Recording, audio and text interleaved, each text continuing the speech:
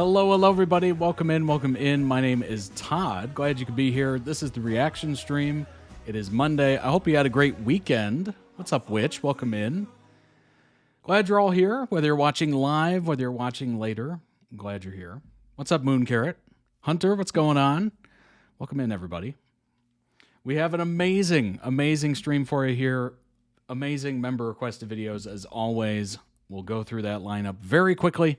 But first, ToddReacts.com is where these members are located.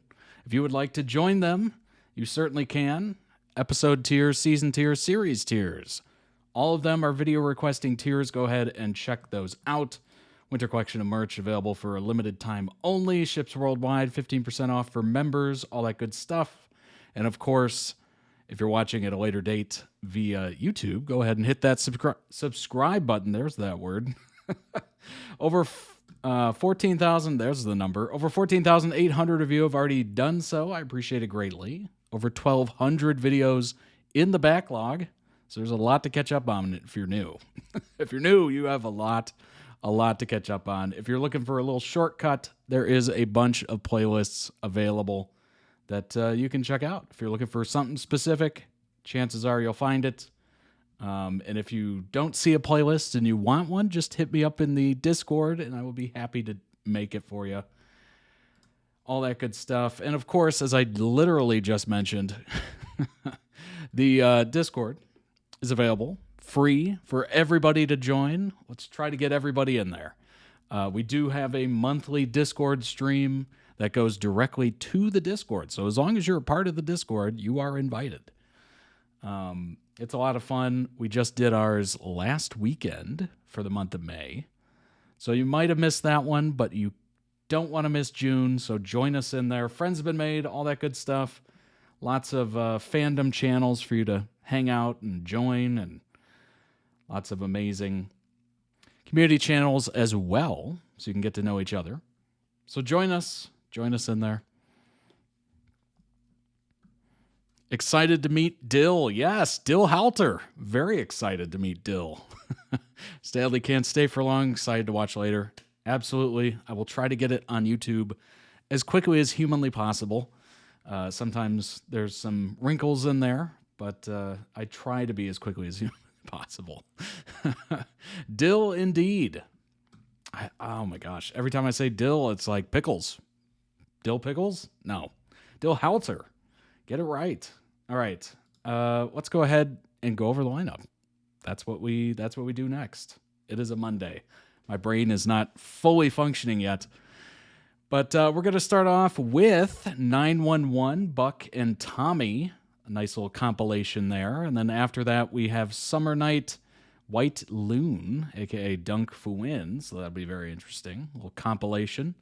And then after that, we have June Dunk, which honestly is kind of fitting, considering the fact that Dunk is part of the other video as well. Kind of do it back to back there.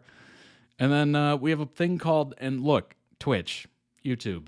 I'm just telling you the name of the show. I'm not saying anything. It is called Sex Education. And this compilation is starring Maeve and Otis. So should be interesting. Eye-opening, maybe, perhaps. Dare I say a little risque, maybe. But after that, and to end the stream and kick off the rest of your week, we do have Dan and Phil plays Meet Dill Howlter, which should be very interesting. I've been being teased Dill for the longest time. We're finally going to get to meet Dill in all his glory. Iconic indeed. Iconic indeed. Just a little note here before we jump into the first video. Today we're actually scheduled to have a STORROR video.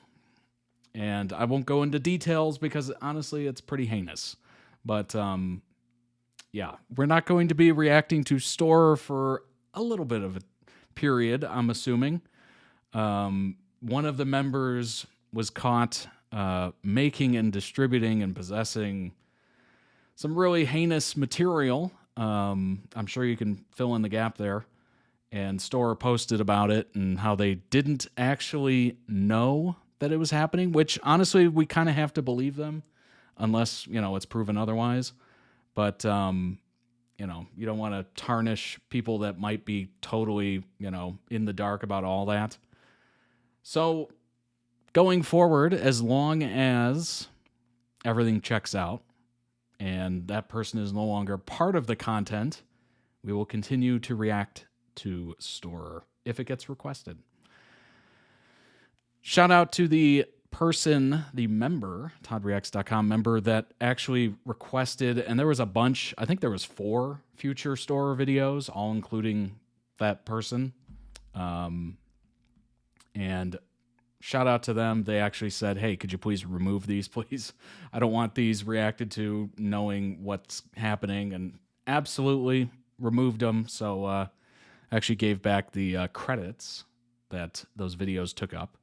So we'll be having other content until they figure out what the heck's going on. I'm sure for the rest of the fellas in STORROR and the rest of the people in STORROR, that was probably a shock.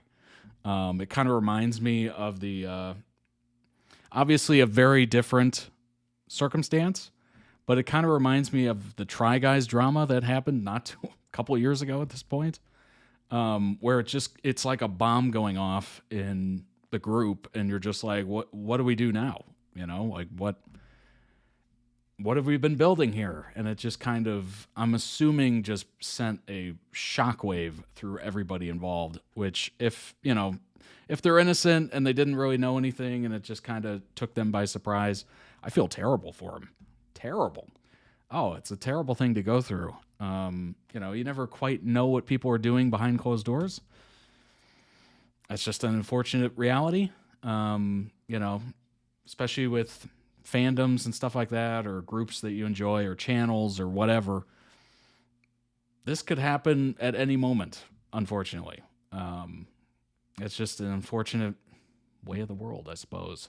You don't really know what's going on in somebody's life. So no longer reacting to STORROR. The videos previously will stay up. I did put a note, so honestly, it's been a lot of videos. I've reacted to a lot of STORROR over the years. I actually added a note to all of those videos in the comments and pinned it, kind of discussing what I discussed publicly in the Discord and whatnot. So, yikes. Not cool. Not cool. Pretty awful news, actually. But we were able to pivot. Shout out to the mods for quickly coming up with other links and everything like that for the new videos. So, yikes. Not fun. Not fun at all. Sometimes life rears its ugly head in these entertainment and enjoyable spaces that we are in. It's just very unfortunate.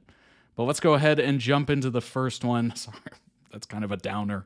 I don't mean to be a downer, but I had to discuss it.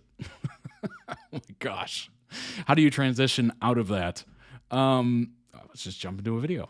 This is 911 Buck and Tommy in a perfect world. Let's go ahead and get some wholesomeness, please. Palate cleanser immediately. Oh, gosh. I want you to move in with me. Evan, that is so sweet. Evan, I think you're adorable. I don't think you're ready. I know how this ends. No matter how bad I want it to be, I'm not your last. I'm your first. Wait, hey, what's happening? If I were to move in with you, You wouldn't mean to. You wouldn't plan for it. but you'd end up breaking my heart. And I don't think that I could deal with that. Tommy. Evan, thank you for last night. It was fun. We were engaged for 2 years until I called it off after what I put her through. Abby deserved better. He broke up with me, Did you just break up with me? and he did not have my permission. Yeah, I guess I did. He led her on. He said he loved her, and then he hurt her. And you're afraid he might do that to you? You got anybody, kid? Me? Nah. I did once. When did you know that you were leaving me for good? You're thinking about moving. You going somewhere? You can be the hero, save lives, but don't neglect having your own. Last thing you want is to be at the end, holding nothing but regrets. People are what make life worth living. I was super jealous. You? Over what? All of you. The 118, how it's become like a family over there. When I was at the 118, I had Gerard, which did not make me a better person. Hey, Eli, you forget to tip the delivery guy? It's not personal, you know. Look, in this job, friends die. Funerals are held. They're not gonna just give you their friendship until you earn their respect. You don't name a puppy until you know it's gonna pull through. I'll see you around, Buck. I wanted to be a part of that. Hey, you were. Chief Simpson? You even made fake mouth static at the fire chief. Think he bought it? What's our motto? Who cares? It's a beautiful thing, isn't it? Having a crew like this behind you, even when things go wrong. Especially when things go wrong. Congratulations, you two. I'm sorry, Mrs. Sarah. Thanks, Tommy. Yep, looks like you were busy. You going to see Tommy?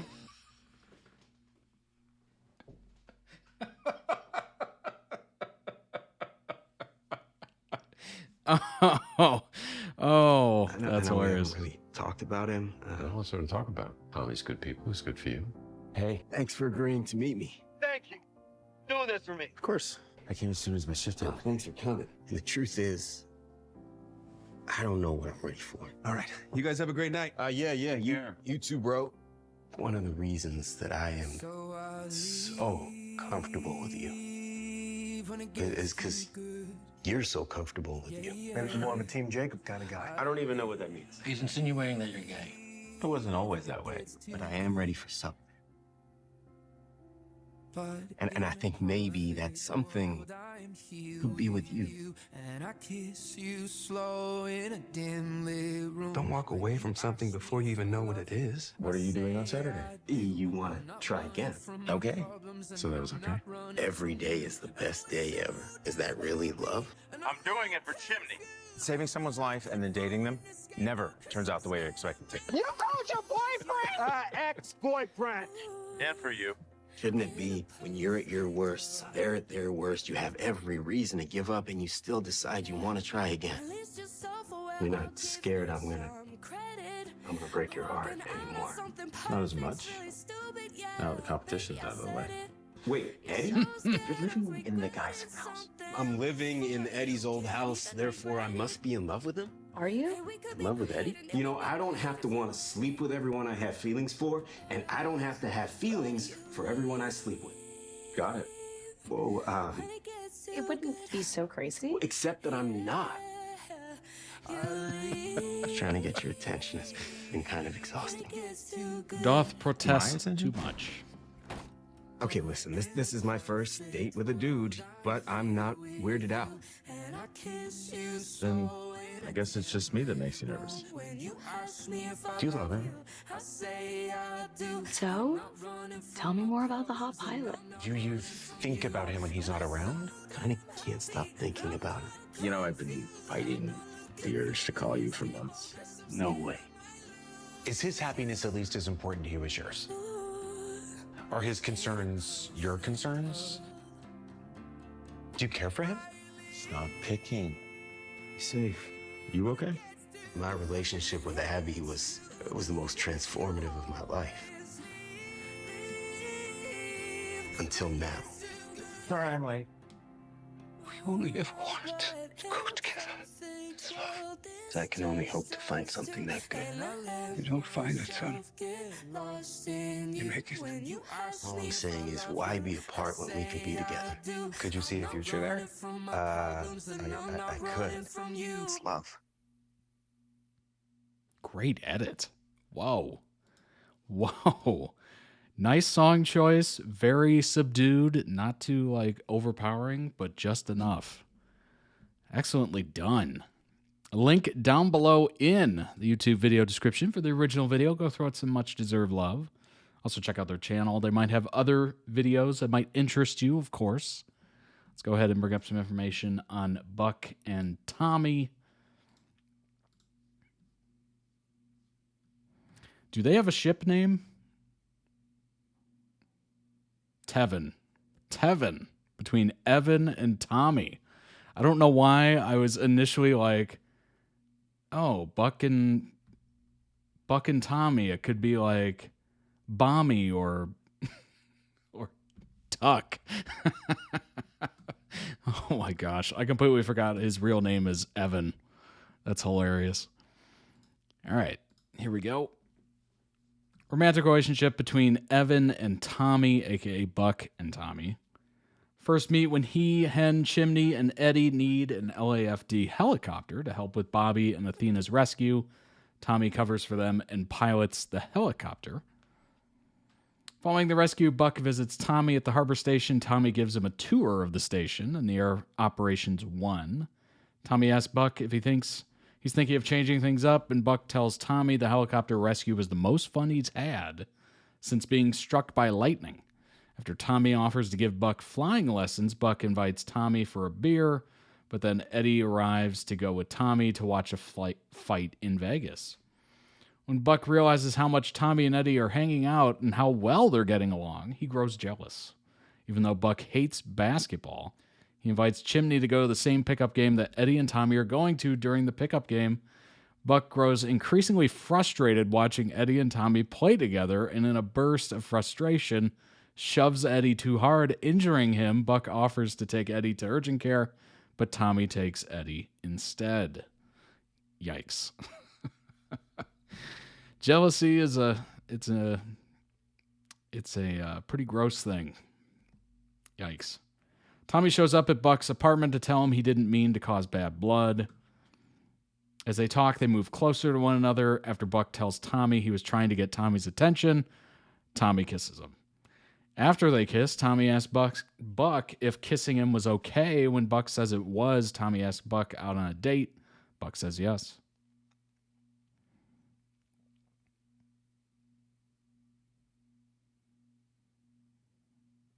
Lies to him, says they're just hanging out with Tommy. While Eddie shrugs it off, the men head out to see a movie. Tommy decides to skip it and tells Buck he doesn't think he's ready. Tommy then leaves Buck at the restaurant. But what's that line? Oh my gosh. He says this line that's just so cringe-inducing. I can't remember it off the top of my head. But it's bad. It's real bad. Tommy unknowingly refers to Buck as a himbo half her age when talking to the guy Abby dated after they broke up. Tommy gives Buck Laker tickets. Wow. Unaware that Buck hates basketball. Okay, well, can't all be winners. Sometimes it's the thought that counts, right? Buck confesses he was the himbo who dated Abby. Buck asks Tommy to move in, but is rejected. Tommy says he's afraid of getting his heart broken, as we saw. Let's see, is there anything like... Tommy isn't seen again until lab rats. When the FBI and military are closing in on them, Buck calls Tommy for helping creating a diversion so that they can bring the only existing dose of the antidote to the lab to save Chimney's life. When Tommy shows up in his helicopter, Athena remarks, "You called your boyfriend?" To which Buck clarifies ex-boyfriend. In the helicopter, Buck thanks Tommy for doing this for him, and Tommy replies that he's doing it for Chimney, as we saw. Which leaves Buck disappointed, but understanding. I mean, at that point, it's like, all right. After a beat, Tommy adds, "and for you." And Buck smiles at him. Later on the lab, once Chimney has been given the antidote, Buck goes in to help the 118 evacuate while Tommy stays behind, watching from a monitor. This leads to one last shot of Tommy crying as he watches Buck break down in sobs alone in the hallway after the major twist of the episode occurs. And what is that twist? We all know it to be. R.I.P. Bobby. Tommy calls him Buck for the first time in his goodbye after their breakup.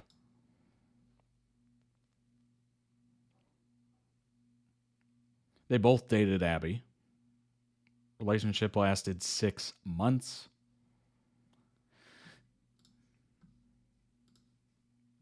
Season 8 finally brings up Buck and Eddie. I can't even stop myself. Buck and Tommy's shared past. There we go. Who's Abby Clark? One of the main characters of the show when it began, played by Connie Britton. Narrated several episodes in season 1, introducing the audience to what it was like to be a 911 dispatcher and how they worked with firefighters and police. She also cared for her mother, Patricia, who had Alzheimer's disease that was rapidly progressing, unfortunately. She was still getting over the end of her relationship with a man named Tommy and was trying to figure out how to balance her work and her mother and maybe even find a life for herself. Connie Britton was the... along with, obviously, a couple others, was one of the main actor draws to the show initially, and then they kind of phase out. Not surprising. It's just kind of something that TV shows tend to do, especially in these kinds of shows. While trying to help a little girl who's trapped by burglars in her new house, Abby ends up working with Athena and Buck to get the girl to safety and the thieves in handcuffs. When Buck thanks her over the phone for her involvement in the event, it warms her heart, and she ends up taken with Buck. Abby Clark was an important relationship for Buck. It was like the most steady thing he'd had in a while, I'm assuming.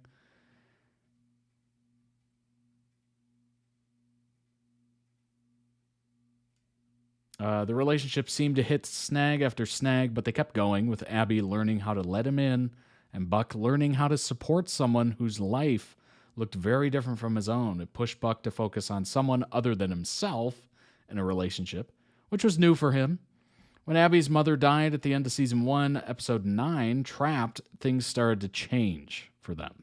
They spend a lot of time together. Buck even helps Abby move her mother's things out of her apartment. Buck was hopeful about the future of the relationship, and what he didn't expect was that Abby would end up leaving. Honestly, I kind of get that. Losing, that massive part of your life, people have a tendency to want change, whether it's moving, whether it's going somewhere, doing something, whatever, just getting away. It's just kind of I don't know.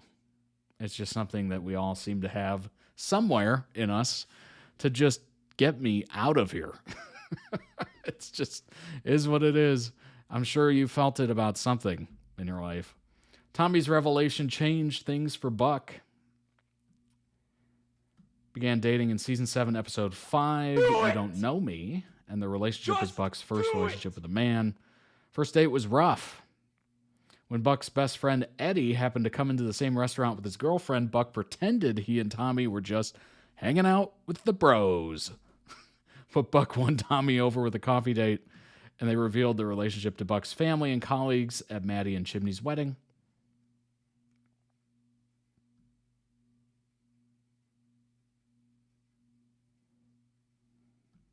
When he said her name, it confirmed a long-standing fan theory that the Tommy that Abby mentioned in the pilot was the Tommy sitting across from Buck.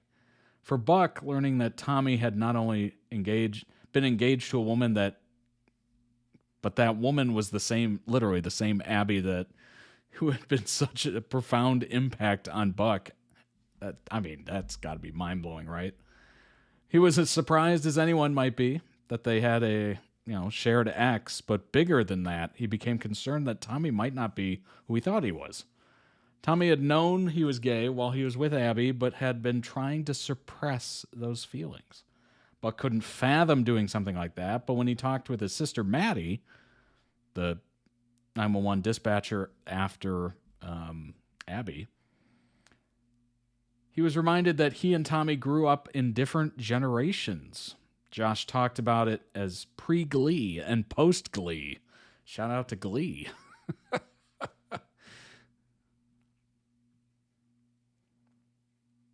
When Buck asked Tommy to move in, Tommy didn't just say no, he ended the relationship.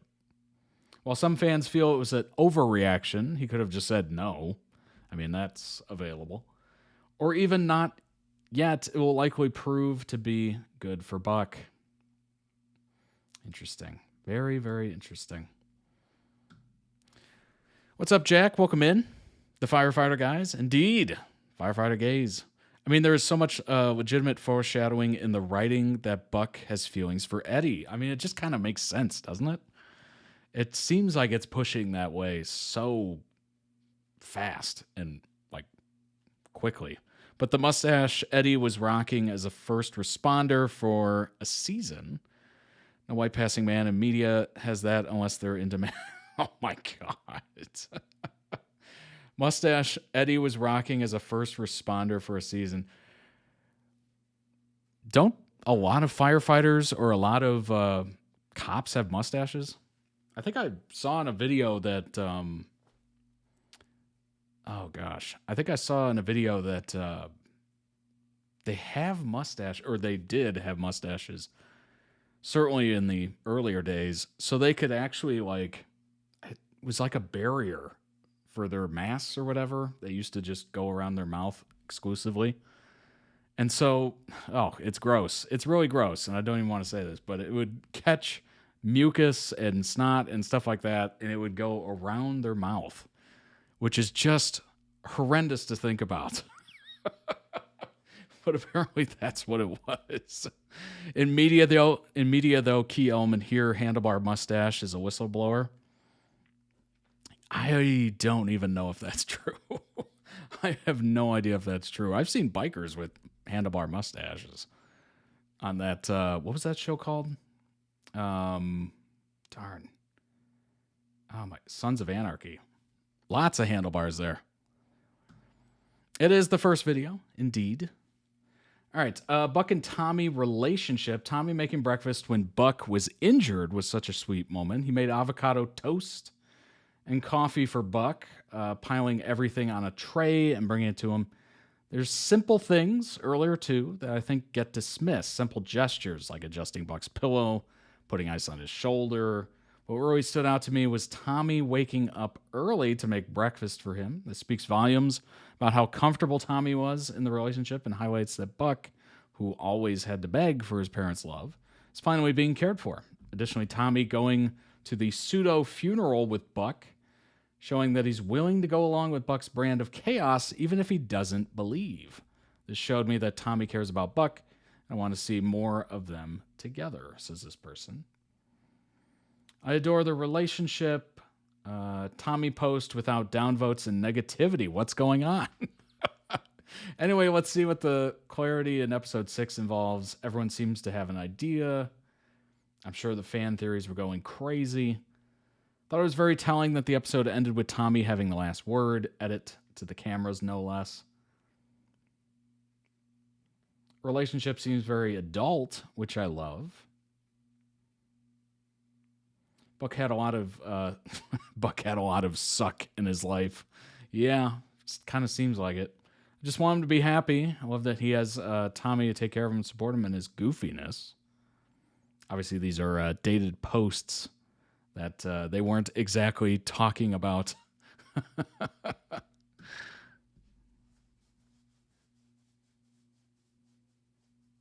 What's going on, Rick? Welcome in. All right. Let's move on to the next one. Let's see. 911 boss admits Buck and Tommy's breakup was, quote, premature. Interesting. Seems fans aren't the only ones who feel Buck and Tommy's breakup on 911 was premature. After coming to terms with his feelings for Tommy, leading to a kiss that broke the internet, Buck and Tommy entered a relationship that had become a highlight of the show. It took fans no time to fall in love with the couple, embracing the unexpected pairing in the show's depiction of their relationship, which was incredibly well done. Perhaps it's for the reason that fans were so shocked and heartbroken when Tommy broke things off in Season 8, Episode 6. The episode began with the pair celebrating 6 months together and brought about the shocking revelation that Tommy was previously engaged to Abby for 2 years. Same Abby Buck had fallen for, creating a more awkward connection. That would be just awful to be in that situation. I love how this ends. Look, Evan, you're an incredible guy, big-hearted, hot as hell, funny, impulsive, but you're feeling right now, what you're feeling right now is new, and it's exciting, and it feels like forever, but you're still figuring yourself out, and that's good. I'm saying no matter how bad I want to be, I'm not your last. I'm your first. Quote, look, I think the breakup was premature, but that was by design, said 911 showrunner, co-creator. For me, the story that I was trying to tell was here's a guy, Tommy. He's not a main character on the show. We haven't done Tommy Begins or something, but you do see him in the Begins episodes in flashbacks, and by the time he leaves and Bobby begins again, he's turned over a new leaf. He's feeling more comfortable. He's hanging out with the new people at the 118 once Bobby takes over. They throw him a party, bake him a cake when he goes off to his new post. There was even a reference in Broken when Chimney calls him to do the water drop. But Tommy's a guy who's in a different place in his life than Buck is. And I think what Tommy realizes is exactly what he said, which is, I'm not your last, I'm your first. At the end of the day, Tommy knows he's in a very different place than Buck, who has only just recently come out as bisexual, and is still figuring himself out and what that means and whatnot, while Tommy was insanely supportive of Buck, and truly did love Buck. He just realized in that moment when he spoke the truth and didn't exactly come into conversation prepared to break up with Buck. Quote, I think Tommy in the end understood that this was not forever, that Buck is exploring himself, he's still figuring himself out, and even if Tommy doesn't know it, he might sense the fact that Buck likes to jump in both feet a little bit precipitously. So was the breakup premature? Yes, because Tommy was put in a position where he had to be honest. And once he speaks the truth, which is, I think I know where this ends and I can't move in with you, he's kind of breaking the spell of the honeymoon, if you will. Tommy even says, I didn't see this coming either. I don't think either of them did. Very interesting. Very, very interesting. Tommy played an evil muscle goon for the main villain in Outer Banks Season 3. Interesting. I did not know that. All right. Buck and Tommy. A lot of people think Buck and Eddie are the end game. The signs are somewhat obviously pointing in that direction. But who knows? You never quite know. That show, ever since killing off Bobby, it's like, all right, they're capable of anything. Like, they will justify anything, apparently. But I think they're gonna have some riots if Buddy doesn't become a thing. Let's go ahead and jump into the next one. It is White Loon, Summer Night, Rewrite the Stars, classic song. Go ahead and bring it up and jump in. The only one that was happy they finally killed off an important character. Honestly, it kind of adds a little gravitas to the show.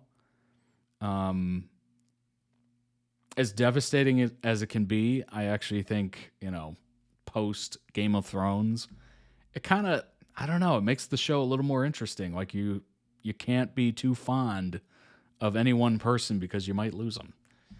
And it could be devastating. So it's kind of interesting. I do think it adds quite a bit of gravitas to it, but man. Bobby was such a good one. Oh. It makes sense for his character, though. It's not a secret I try to hide. I know you want me, so don't keep saying our hands are tied. You claim it's not in the cards, and fate is pulling you miles away and out of reach from me. But you're here in my heart, so who can stop me if I decide that you're my destiny? What if we rewrite the stars, say you were made to be mine?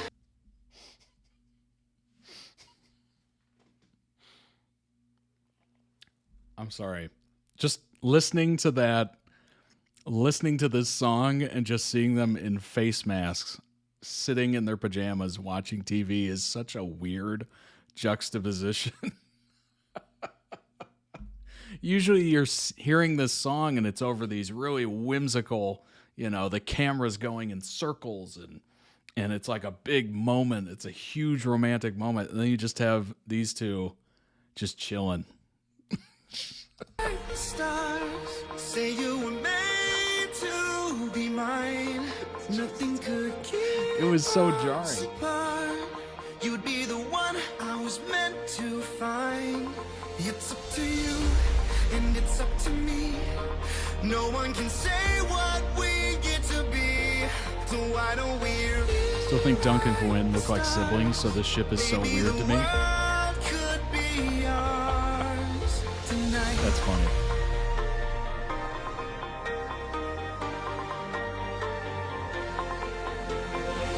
You think it's easy. You think I don't wanna run to you, but there are mountains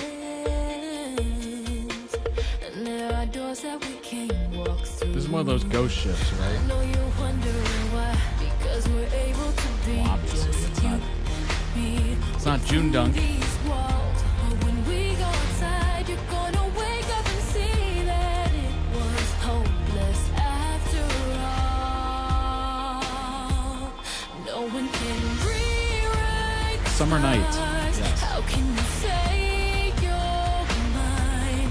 Everything keeps us apart, and I'm not the one you were meant to find. It's not up to you, it's not up to me. When everyone tells us what we can be, how can we rewrite the stars? Say that the world can be ours. Straight show with a ghost ship. Tonight, all I want is to fly with you. All I want is to fall with you. So just give me all of you. It feels impossible. It's not impossible. Is it impossible? Say that it's possible. How do we rewrite the stars? Say you were made to be mine. Nothing can keep us apart. 'Cause you are the one I was meant to find. It's up to you, and it's up to me. No one can say what we get to be. Why don't we rewrite the stars? Changing the world to be ours. Why would you offer a pen that's so intimate?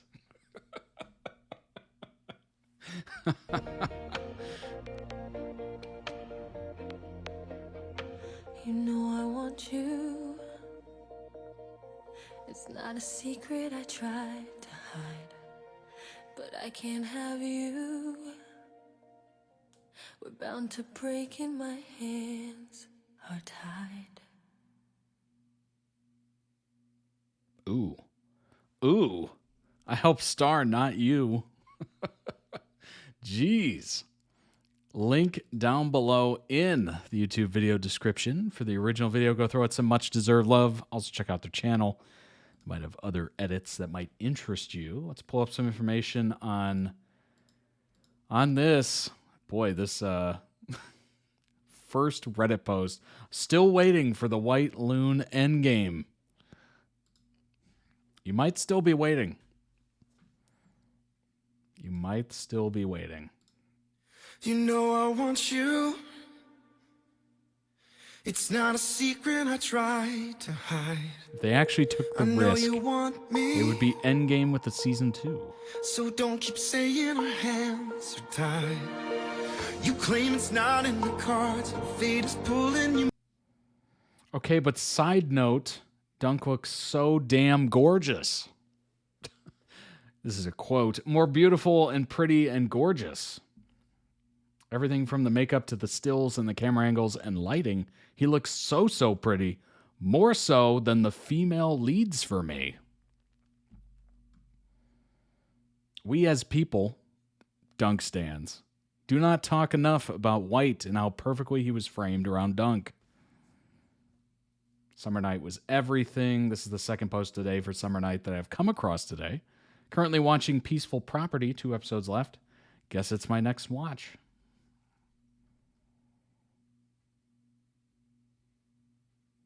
No one else noticed that Loon's name wasn't called. White is very observant. Seeing them together in this, they had so many great interactions. Show's painfully underrated.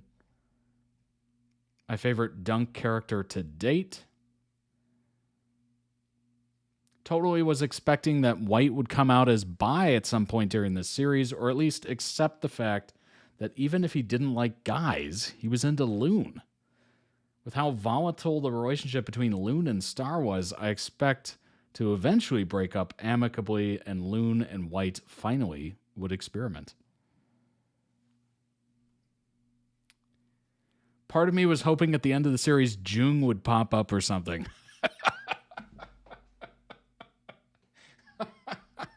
Oh my gosh. Now that would be interesting. That would be funny. They'll be waiting forever. Indeed. Indeed, Joanna.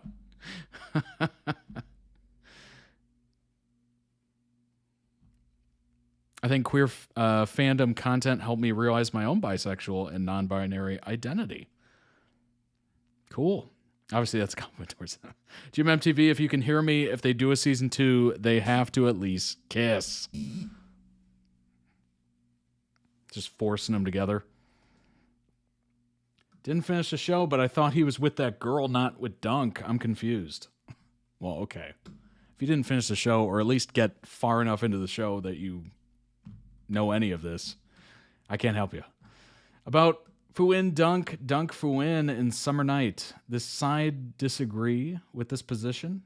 Dunk Fuin or Fuin Dunk. However, Pon Fuin are the best, no matter whatever the ships sail, but Pon Fuin is the one, period, okay? Dispelling rumors.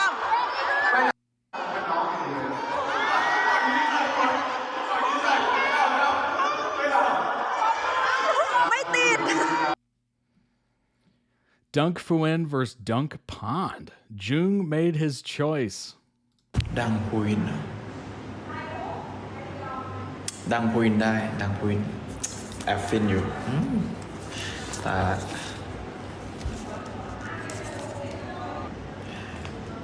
ดังปอนดังปอนดังปอนไม่ฟินอ่ะไม่ฟิน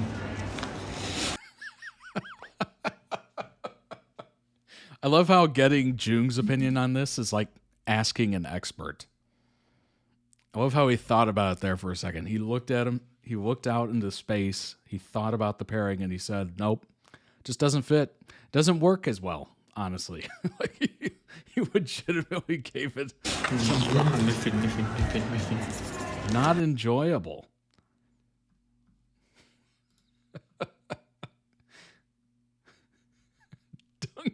Dunk Pond Jung.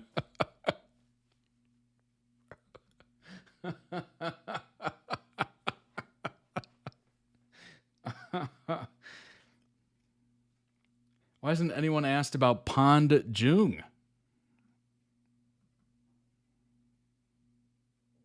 The way he was cringing for Dunk Pond was hilarious.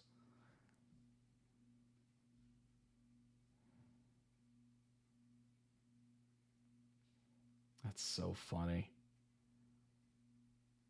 He doesn't do Dunk with Pond, but I do. Hey, there's somebody for everybody, right? Junglug's shipping.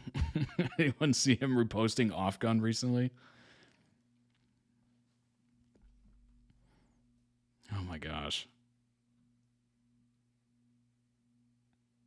See, here's somebody. Sorry, Jung, love you and your content, but the ghost ship must sail.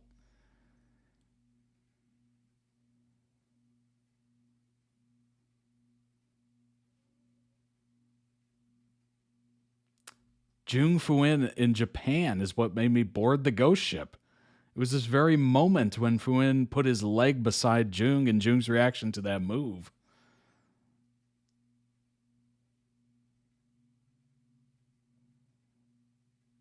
It's about time he pulled his hair out of his face. I love how he actually thinks about it. I wish more actors acted this way, like consider from a different perspective. Instead of saying no simply because it's their partner, Jung is a shipper, so he probably understands. It's so entertaining. he gave it some thought, certainly. Are we still on the first vid? No, we got third one coming up. He's captain of a lot of ships, indeed. He probably starts a lot of ships too. Just the source of all the ghost ships.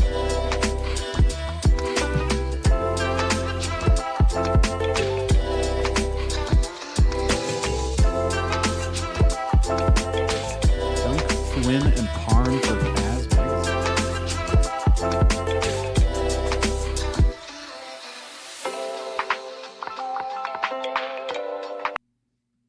The more I look at Parn, the more I realize how much potential she has. Why did that zoom in so much? Oh my gosh. I can feel myself falling for Parn. And of course, Dunk and Fuin are absolutely stunning as well.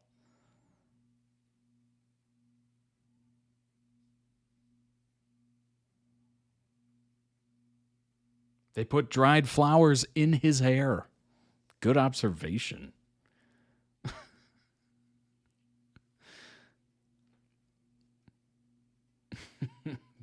No worries. No worries. Twin and Gemini twins' agenda was such a lie. His real twin was Dunk all along. Like, wow. He really had to do double takes for most of this clip. Well, we're not done. We're not done with Dunk. Because the next one, video number 3, is the D in June Dunk stands for down bad. Oh boy. Which, wait a minute. I hate to bring this up again, but I think I've already reacted to this. It's already got a like. And the title sounds familiar. Uh-oh. I'm pretty sure we've already done this. Let me go ahead and search it real quick.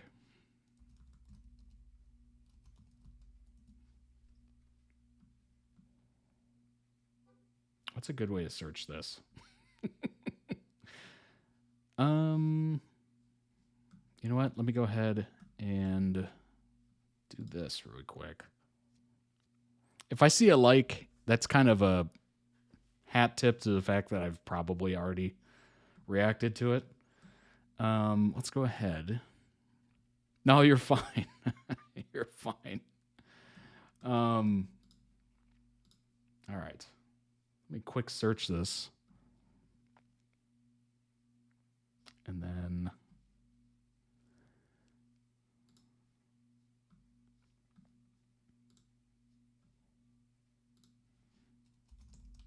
let me search down bad.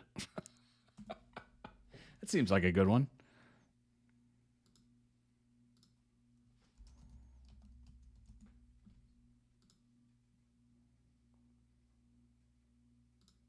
Is this it? Nope. That's a different one. What about this one? Yep, I did. If this loads and it's the same video, I've already done this. Let's see. Yep. That is it. We do have a copy. All right. So we are going to skip. We're going to skip. So now we're on to video 4, technically. All right. Let me get rid of that real quick.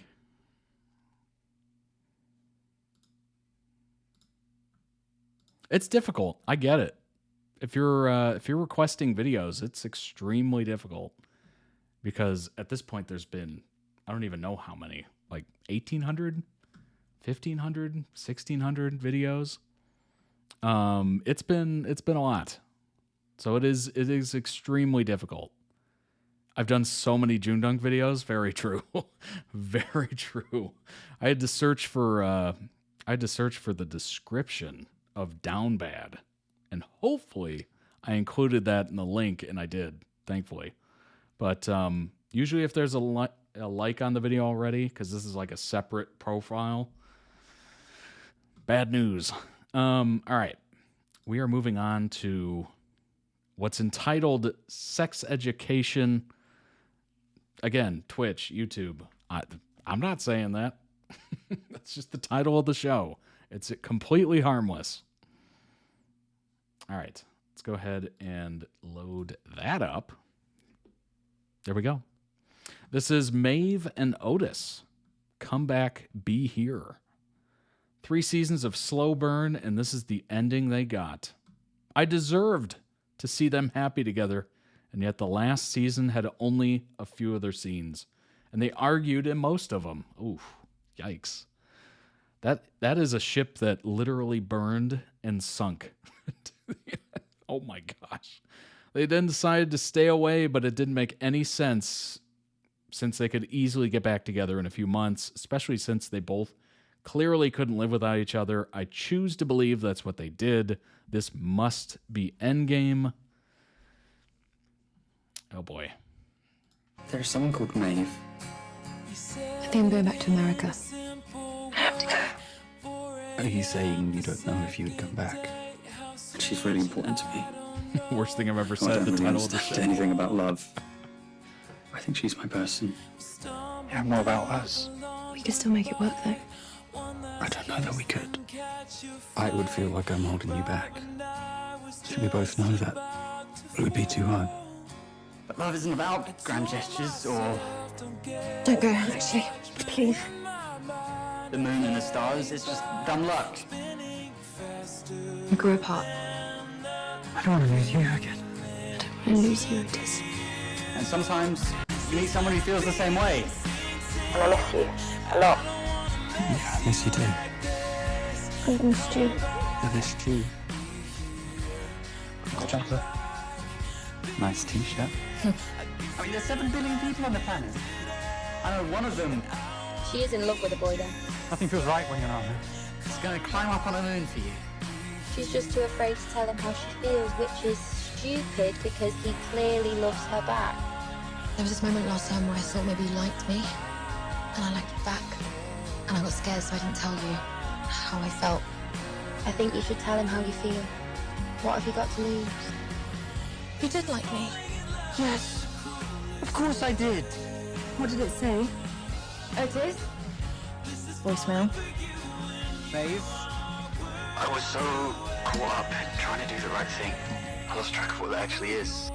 I love you, Maeve. I love you.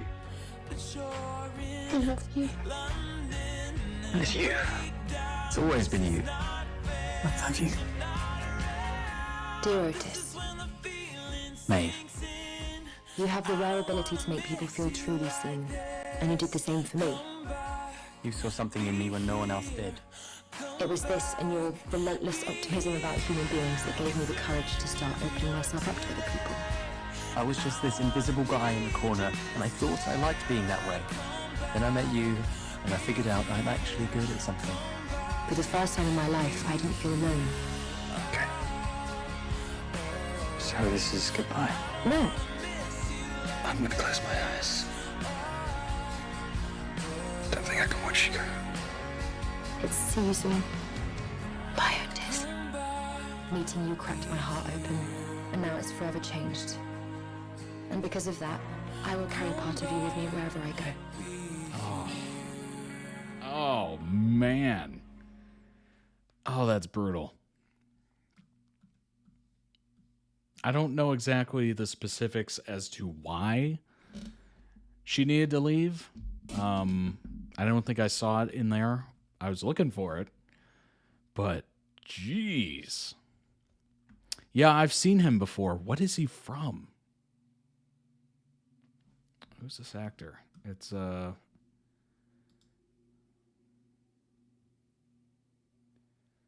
only seen him as a kid. Let's see. What is his name? Asa Butterfield.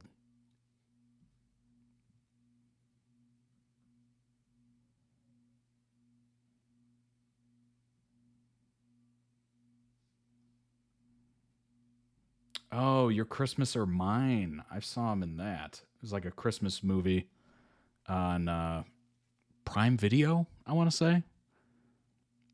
In Merlin. Yeah, I saw him in this Christmas. I saw him in this holiday movie. Oh, he was also in this? Oh, Time Freak. That's what I really recognize him in. I've seen both, the Christmas movie and this.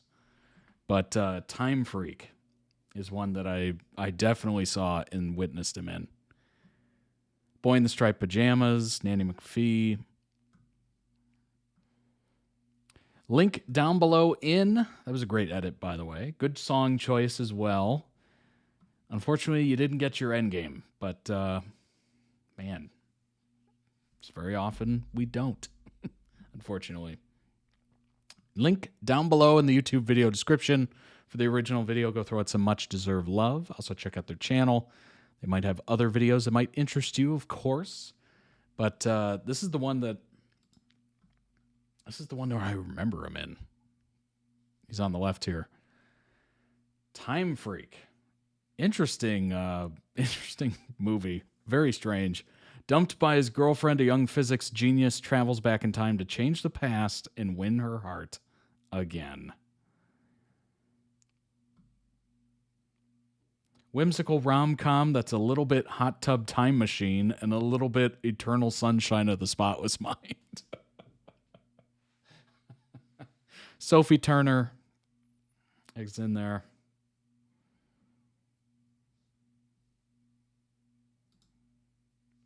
Lighthearted, provocative.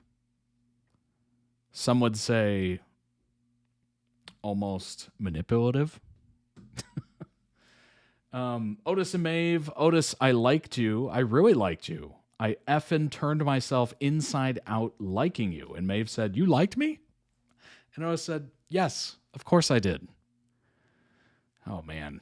Oh, that one-sided. Oh, boy. That's brutal.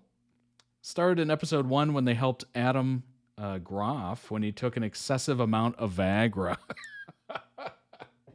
After his inability to come to fruition with his girlfriend, Amy. Started from friends to lovers. And their status is in love / broken up. So one of them's in love at least. And one of them's just kind of off doing their own thing. The two before season 1, episode 1 have never talked before until they began their business. After accidentally walking in on Adam. Oh boy, this is going to be a tough read. This is going to be a tough read. Accidentally walked in on Adam sporting a pant tent for 4 hours. Good for him. Otis gave some good advice. Maeve sees this as an opportunity to make money as she needs it. The two start a intimacy therapy, charging students for advice from Otis. Maeve finds the clients and Otis gives the advice. While at first it was purely business, the two began to form a friendship and romantic interest towards each other. Otis knew of Maeve from previous schooling, but the two never talked until year 10, that is known. She was known as... I'm sorry, what? She was known as a biter. A downstairs biter. A rumor that was spread. Eric goes through these things he's heard about her. I heard she bit Simon, and now it's all wonky. What the heck am I freaking reading? Oh, I'm trying here. Wow. Like a discounted avocado. Ooh, ow. However, Otis replies that he doesn't think that's true. Eric says a few more things, but Otis doesn't believe any of it. Otis and Maeve share the same English class. Well, then no better chance to ask her, right? Right in English class. She sits in the back, and he sat in the middle. He looks back a couple of times, mostly likely due to the things that Eric said. I mean, how do you not, right? The second time he looks back, she flips him the finger without looking up. The two officially talk in biology class, or SRE, intimacy and relationship education, there was a break in public lice. There was a breakout of public lice. What? I wish people would read these and edit these first. The teacher has them learn about how to put a rubber on, naming the anatomy. Otis attempts to put a rubber on a prophylactic, but fails to, as he finds it incredibly weird. What? Maeve watches in amusement as he attempts this, but gets annoyed, saying, quickly putting it on. So then he got embarrassed, obviously. This goes over, what? Oh my gosh. This is so poorly worded. It's just brutal. The goes over name the parts to the female anatomy. I'm just going to read it how it is. Why should I put in the effort? Why should I edit this for them? Maeve quickly fills it in, but incorrectly places the, oh my God. I can't. The two talk about this when a student brings in a TV for them to learn about intimacy. However, it turns out to be a video that Adam has the school watch as Otis's mom putting a rubber on a cucumber and proceeding to get a little friendly with it. On the screen flashing was Otis Milburn's mom is a vegetable effer. This freaks Otis, rightfully so. Oh my gosh, as the entire class bursts out into laughter. That is so embarrassing. It's insane. Otis runs out in embarrassment. Mr. Hendricks has Maeve go to make sure he's all right. She goes to check in on him, finds him in the toilet block behind the gymnasium. The two talk about what had happened. They soon find Adam, and they both work on getting his mast a little less than fully up there. I don't even know how to. I'm at a loss. Amy tells Maeve later that Adam finished the deed, procreating. This gives Maeve the idea to start intimacy therapy. Oh my God, I cannot read this. This is brutal. This is worse than trying to read the Omega stuff. This is almost worse. I don't know what's worse, actually, trying to edit live. Friends and business partners. Otis talks and Maeve finds the clients, splitting the cost 50-50. Otis doesn't want any part at first and declines the offer. Later he comes around to the idea after talking to Eric. When Maeve came out... Wait, what? When Maeve came out, the two did not talk about it. Otis had gotten her a ham sandwich because he didn't know if she... Wait, what? He didn't know if he should have gotten her something or not? Oh my God. Another example of Maeve being more open is she brings Otis to her home, the trailer park.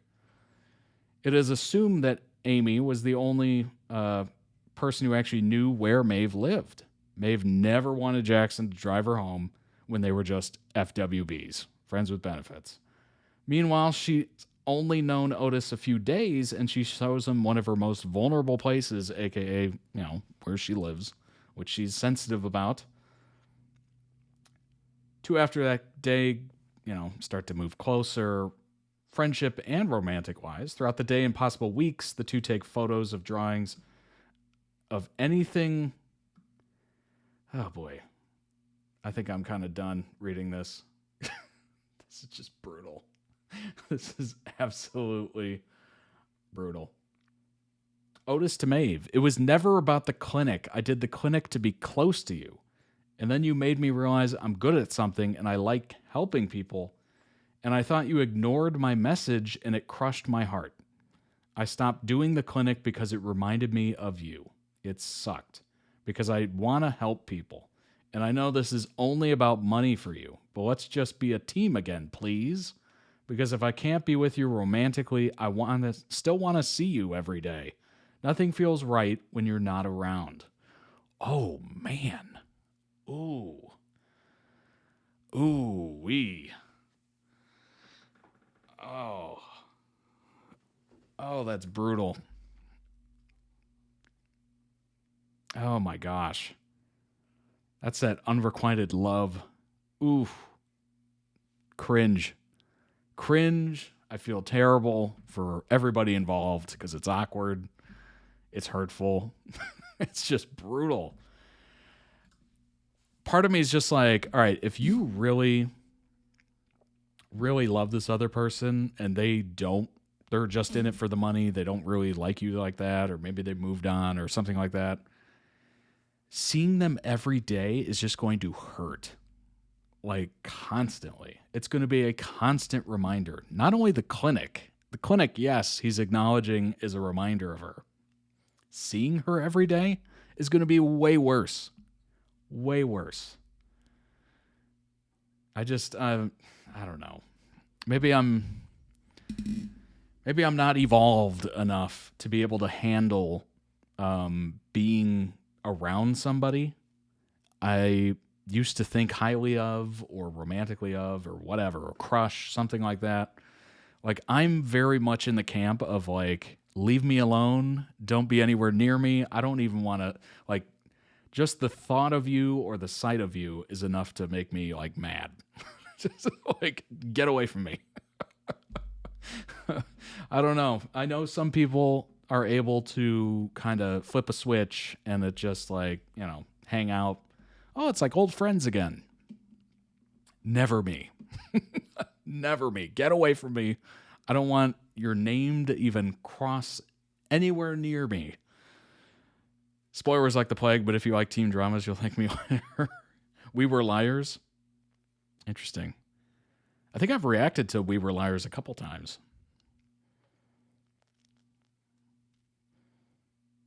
Oh my gosh. It's just, you know, that's not going to work out well. I still want to see you every day. No, dude, no. Oh, you're just going to break your own heart like every day.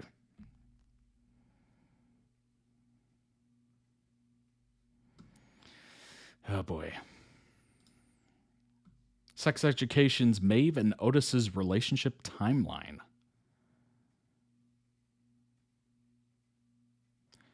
Things start off frosty between Otis and Maeve, with him being pretty much terrified of her, but they join forces to start the clinic, and they start charging students for advice.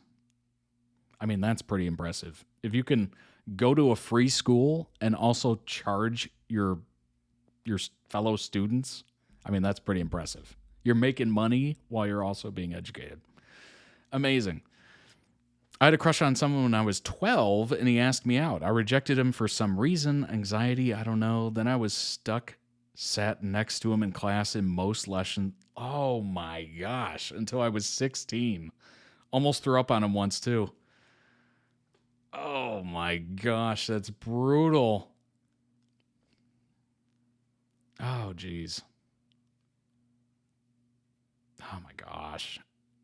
If you could go back in time, is that one of those moments where you just kind of think, boy, things that could have been different? Or are you happy with whatever outcome?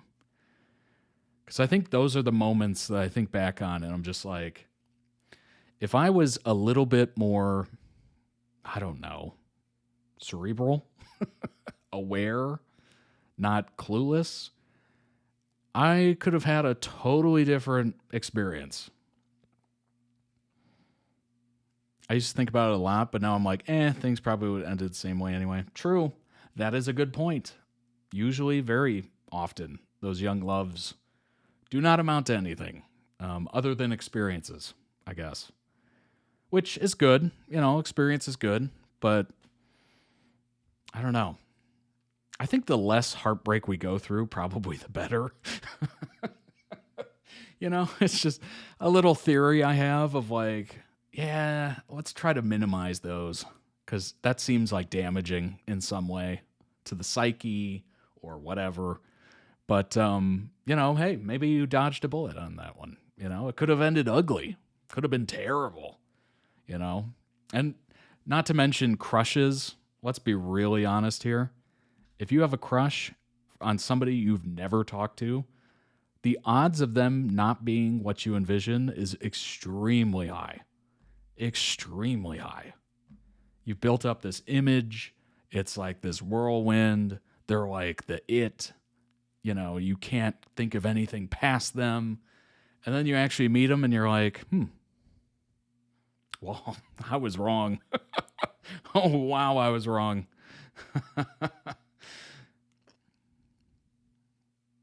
Oh, my gosh.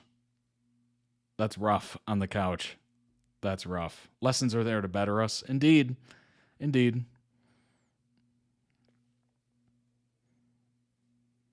When Maeve decides to get an abortion, Otis comes for support, with the pair growing closer and closer. Otis starts to develop feelings for Maeve, but soon she gets back with her ex, Jackson, after she sought advice from none other than Otis. Oh boy. Not like your own advice shooting you in the foot. That's terrible. Episode 5, Maeve and Otis almost kiss before he blurts out that he's never done it before. Maeve soon finds out that Otis was the one that advised Jackson on the romance, which makes her angry. But it's not long before she realizes she has feelings for Otis. They go to school dance separately, with Maeve going with Jackson and Otis going with Ola.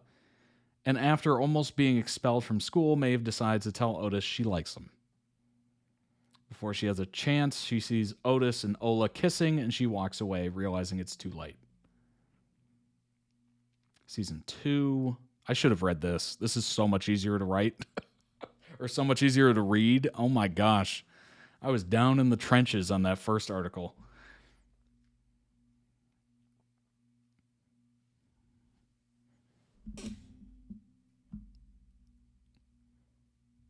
It was almost a decade ago. Yeah. I mean, at that point, I mean, it's hard not to look back and just go, it is what it is. It is what it is. That's the old me. That's the past. Episode 8, Otis apologizes to Maeve in a voicemail where he reveals his feelings for her. Later, he comes to the trailer park looking for Maeve, but he finds Isaac, who Maeve has been spending time with, and he tells Otis that he doesn't know where Maeve is. Otis asks Isaac to tell Maeve to listen to the voicemail after Isaac deletes the voicemail out of jealousy. Wow. Season 3. Haven't spoken at all over the summer, which is a lifetime in those days. You haven't spoken to me over the summer? You're basically dead. With Otis now dating Ruby and Maeve dating Isaac, in the first episode, Hope asks them to come to her office. When Otis asks Maeve why they're not friends anymore, she replies that they just drifted apart. Episode 4, Otis and Maeve talk to each other at the school trip to France. He tells Maeve what he said in the voicemail that was deleted by Isaac. Then they share their first ever kiss. Aww. But after the trip, Maeve tells Otis she wants to be with Isaac. Oof. Later on, Isaac finds out about Maeve and Otis's kiss and breaks up with her. Oof. Oh, boy. Yeah. Kissing other people while you're in a relationship, monogamous relationship, and then they found out about it, but you chose them, and then they chose somebody else. They go, I'd rather be alone than be with you. And then you're just like, well, this was a mistake. Hey, just kidding. Like, what do you say to him? Like, hey, my bad. Actually, what I meant to say was I choose you. That's what I meant. Name slipped. I messed up a little bit there. But what I was trying to say is I wanted to be with you, Otis.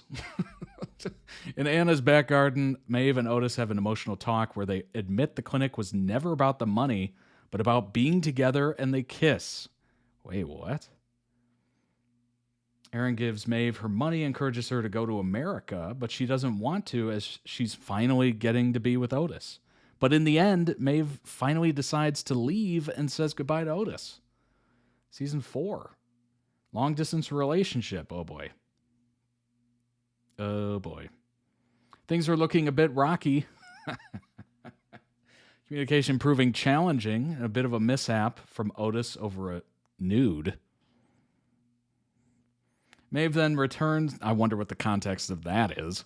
Maeve then returns to the UK following the tragic overdose of her mom. Oh boy. With Otis joining her at the funeral. Oh boy. Pair of a couple of awkward attempts at having some fun, intimacy. with Otis admitting he has a mental blockage that makes him think of his mom. Oh, what? Yuck. Oh, God. That'll win her back. That'll win her back. Maeve then joins Otis and Jean for dinner, where Jean encourages her to go back to America, where they're not thinking of their mother. Go back to America to finish the course and prioritize herself. Otis and Maeve are aware enough to realize keeping a new relationship going across 2 continents isn't feasible and break up before going all the way together. Oh, they finally, okay. All right. It's a little late, but okay. It's a poignant and special moment with the pair understanding it's likely to be the only time they ever are intimate, and their breakup is full of love for each other. Oh my gosh, what a messy, ridiculous ending. Now I understand why that person was so annoyed that they didn't end up together. Like, I get it. Like, it's interesting. It's a very interesting plot. I'll say that. But if you are shipping them at all, from friends to lovers and endgame and everything, like, you would just be so annoyed. So annoyed about that. Had a long distance with my ex before my current idiot. She's still one of my most treasured friends, but distance definitely killed us. Oregon and Sweden was kind of rough. Yeah, that is a distance. Wow. Very happy with my hubby, though, even though his humor is crap. Distance is hard. Distance is very hard. Sometimes it works out, obviously. But, you know, you gotta nurture it. You gotta spend the time. I think FaceTime and, you know, video conferencing or whatever has dramatically helped long distance relationships. Like, not even close. Like, it is so much better. Like, could you imagine if you were writing letters? Like, I don't know, the Notebook or whatever. How long that would take? You have to write the letter, you mail it, takes a couple days, and then it gets there, and you hope you get a reply. You're just waiting, sitting there, like, thinking about this person. Like, are they going to write back? Maybe they don't. Maybe this is the time they don't. Maybe it gets lost in the mail. Maybe I have to mail something again. How soon do I rewrite them if it gets lost in the mail? If it doesn't get lost in the mail, does it look desperate? What if I write 2 letters before they respond? Do I look like a weirdo? You know the relationship is good when you can call them an idiot endearingly. Indeed. Indeed. Met through Dungeons and Dragons. Nice. Very cool. The lore is strong. Sex education creator explains controversial ending. Okay, you have some explaining to do. I'm glad we're getting it. Lori Nunn has said she had always been pretty sure how Otis and Maeve's story would end. All right, explain pretty sure. What does that mean? They decide to, They decide to do so each of them can pursue, what? They decide to do so each of them. They decide to do so each of them can pursue separate futures. I mean, I feel like that could be said better. With Otis staying put in the UK and Maeve returning to her writing program in America. This ending might be proven controversial, but the show's creator has revealed that she has always been pretty sure that the couple wouldn't end up together as the end of the series. Nunn explained, quote, "They're 17. Get over it." No, she said, "They're 17, and I think it's really hard if you meet your soulmate when you're 17. And I've always sort of imagined that they might get together 10 years down the road when they've matured and grown up a little bit." Interesting. Yeah, I guess that really does put it into context. I mean, 17's kind of tough to have Endgame. And also joke that she could, there could be a spin-off with a new show seeing Otis and Maeve just married and boring. Well, as somebody who enjoys a little romance from time to time, I wouldn't say that's boring. I think a lot of people would love to see their favorite pairings paired off. Nunn has previously hinted that spin-offs could be on the cards, saying that while she's definitely taken a break and thinking about other things, that doesn't mean it necessarily the last time we'll visit Moordale. Moordale's a really rich world, and writing about teenagers is always a lot of fun, so I think there's always potential for more to be explored in the world. I think this is I get it. Like, you know, they are 17.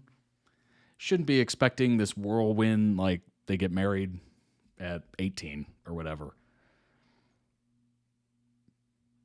But also, it's kind of nice to see some of those stories from time to time. Like, you know, the first love or whatever, or high school sweethearts or whatever it's called. I love shows like that, though. Give me a show that's just boring. I eat it up. Right. Totally agree. Totally agree. Oh, man. I'm torn on this because part of me is just like, yeah, they're 17. What do they know? 17, they know nothing. They know nothing of life. And then I'm also just like, oh, that they were heading down a really sweet path. Oh, man.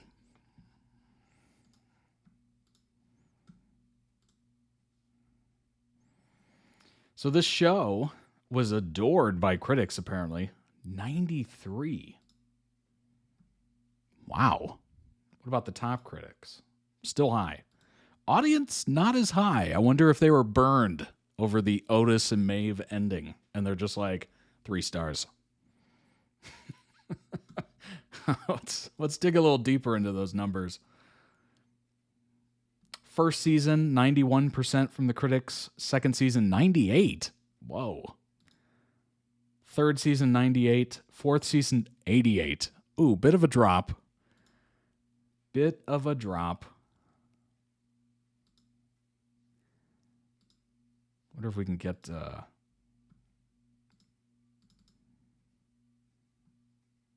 Oh, there's season 4.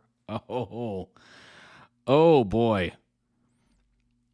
To say that the fans weren't happy is probably putting it mildly. Holy crap. Oh my. Yep. I think that about explains it. Final season serves as a bittersweet but largely satisfying farewell, says the critics.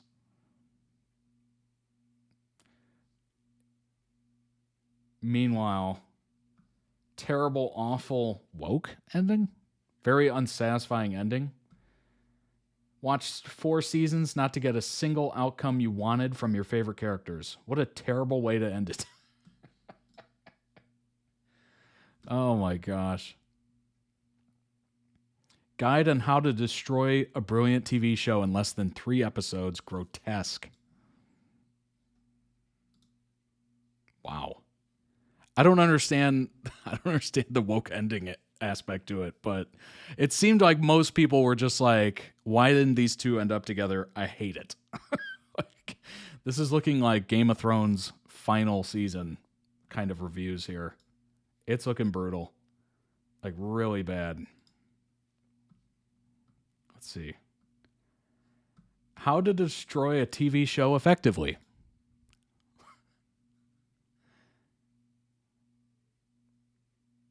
There's no spectacular but realistic and well-needed emotional payoff for the main love story, and most of the new characters are definitely good additions. In general, the ensemble cast is solidly keeping up the fun and the heartbreak in every episode. The only flaws I see are in its writing. With so many characters available, not everyone's favorite receives the right amount of screen time, and some story arcs feel clunky Okay, that's a well thought out thing there. That's nice. It's a good review. Protagonist simply didn't have a true final arc. Other characters had random and confusing endings in a season much inferior to the other three. This incredible series didn't deserve this.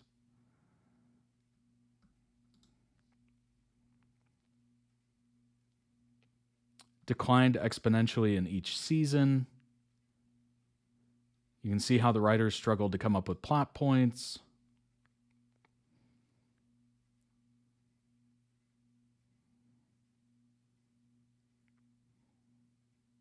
It was a fantastic, well-acted, sweet, slightly surreal series.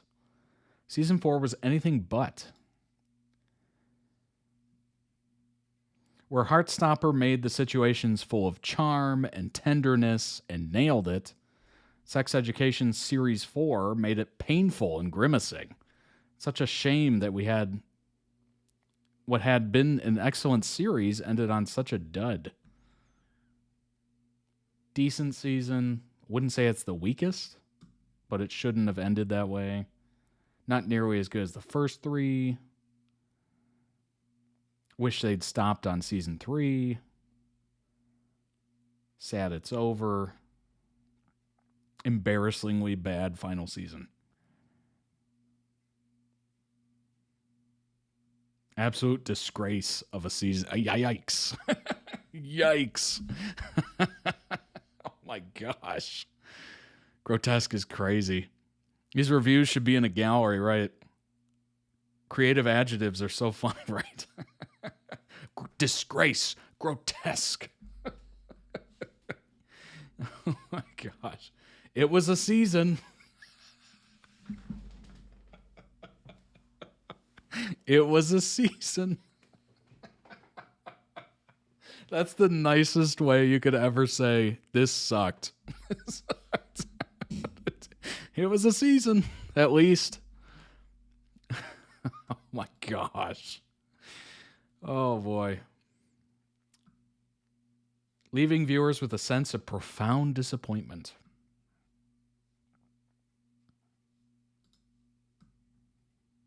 Man, that's a shame. That's really too bad. In one way, I get it. You know, like I said, I get it. They're 17. Chances are they're going to meet other people, right? But if it was such like a really overly sweet, like almost, I don't know, cavity-ridden sweetness, you do want it to end positively, but also I totally understand the writers going, well, this is life. And a lot of these young puppy love couples don't exactly end well. And they had their trials and tribulations, their ups and their downs, and their summers where they didn't talk and they were in relationships with other people and they somehow found their way back to each other and kissed and then broke up and then got together. And it's just like, all right, maybe the writing was on the wall. Like some couples, maybe you've seen them in life, you know, friends or whatever. You can kind of tell it's not going to go anywhere, sadly. Maybe they don't see it because they're in it, you know. They're just flooded with love, right? Can't see it. But sometimes when you're on the outside looking in, you can see it. You can see the faults. You can see the hard times coming. You can realize that they're going, you know, up and down a lot, and it's just not healthy for anyone. But yeah, it's unfortunate. At 17, I was in an abusive relationship with my bestie's brother. We're idiots at that age, sold the engagement ring and went out for sushi with the money, though. Okay, well, there's a good positive. Hope the sushi was good. A lot of writers deal with the issue of wanting to keep realism in the show because they think they'll lose viewership otherwise, but underestimate the sheer dedication of fandom culture when they get hooked on a certain ship. Very true. Very true. I don't think they're listening good enough, honestly. Like I understand, as you said, wanting to pump some realism into it. I think that makes sense as much as I don't like to see it, like in 911 when they killed Bobby off, I was like, well, that makes sense. I mean, it's a super dangerous job and literally it could be anybody's time. But in the show, man, it's hard to see it happen because you get so attached to these characters, especially if there's a love story, you get super attached. But I don't know. I guess I don't mind a non-happy ending because it just kind of, you know, we're so oversaturated with happy endings. That's just kind of a nice way to go about it. But it can be devastating. It could be so brutal. And I'm sure that's what a lot of fans of this show were going through.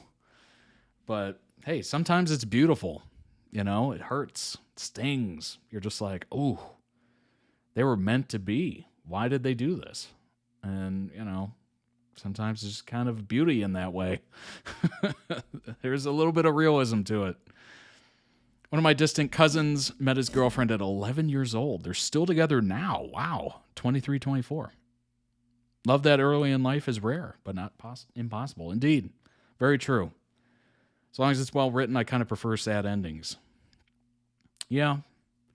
Yeah. I mean, I do like a happy ending, but every once in a while, it's kind of nice to feel that little sting. Little sting of, oh yeah, it doesn't always end up perfect. You know? Gilmore Girls is my favorite show, and I love the couple of Lorelai and Luke, but that's another example of the writers really ruining such a strong pairing just because they thought a simple happy ending would be too cliche. Indeed. Indeed. It makes me think of think of Veronica Mars.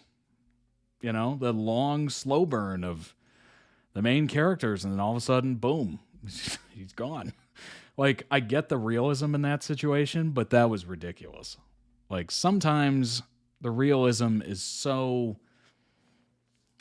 I get they're trying to make a real point, but it can be lost if the writing is just terrible, or it just doesn't make any sense. Haunting at Bly Manor did so well.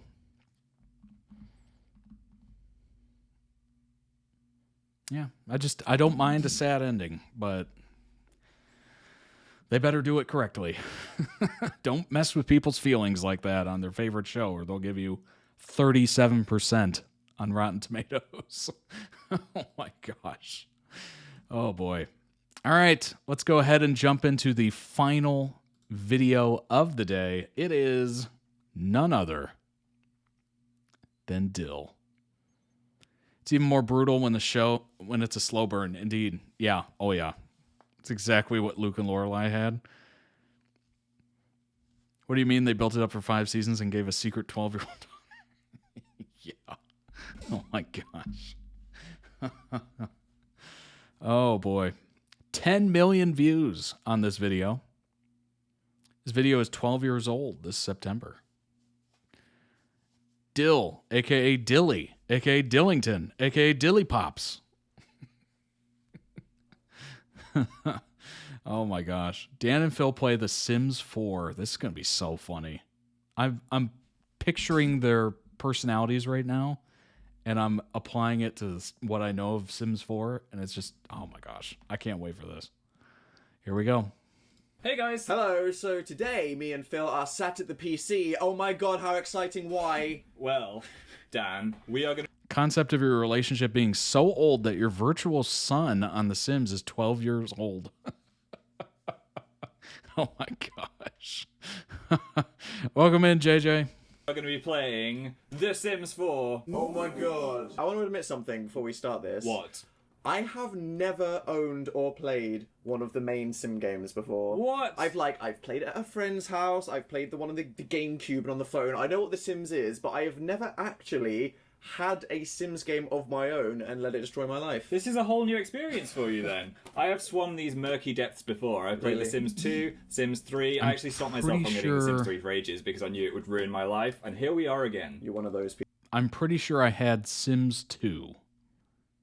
I played Sims 1. I never owned it, but I had Sims 2, and I've had Sims 4, at least the free version.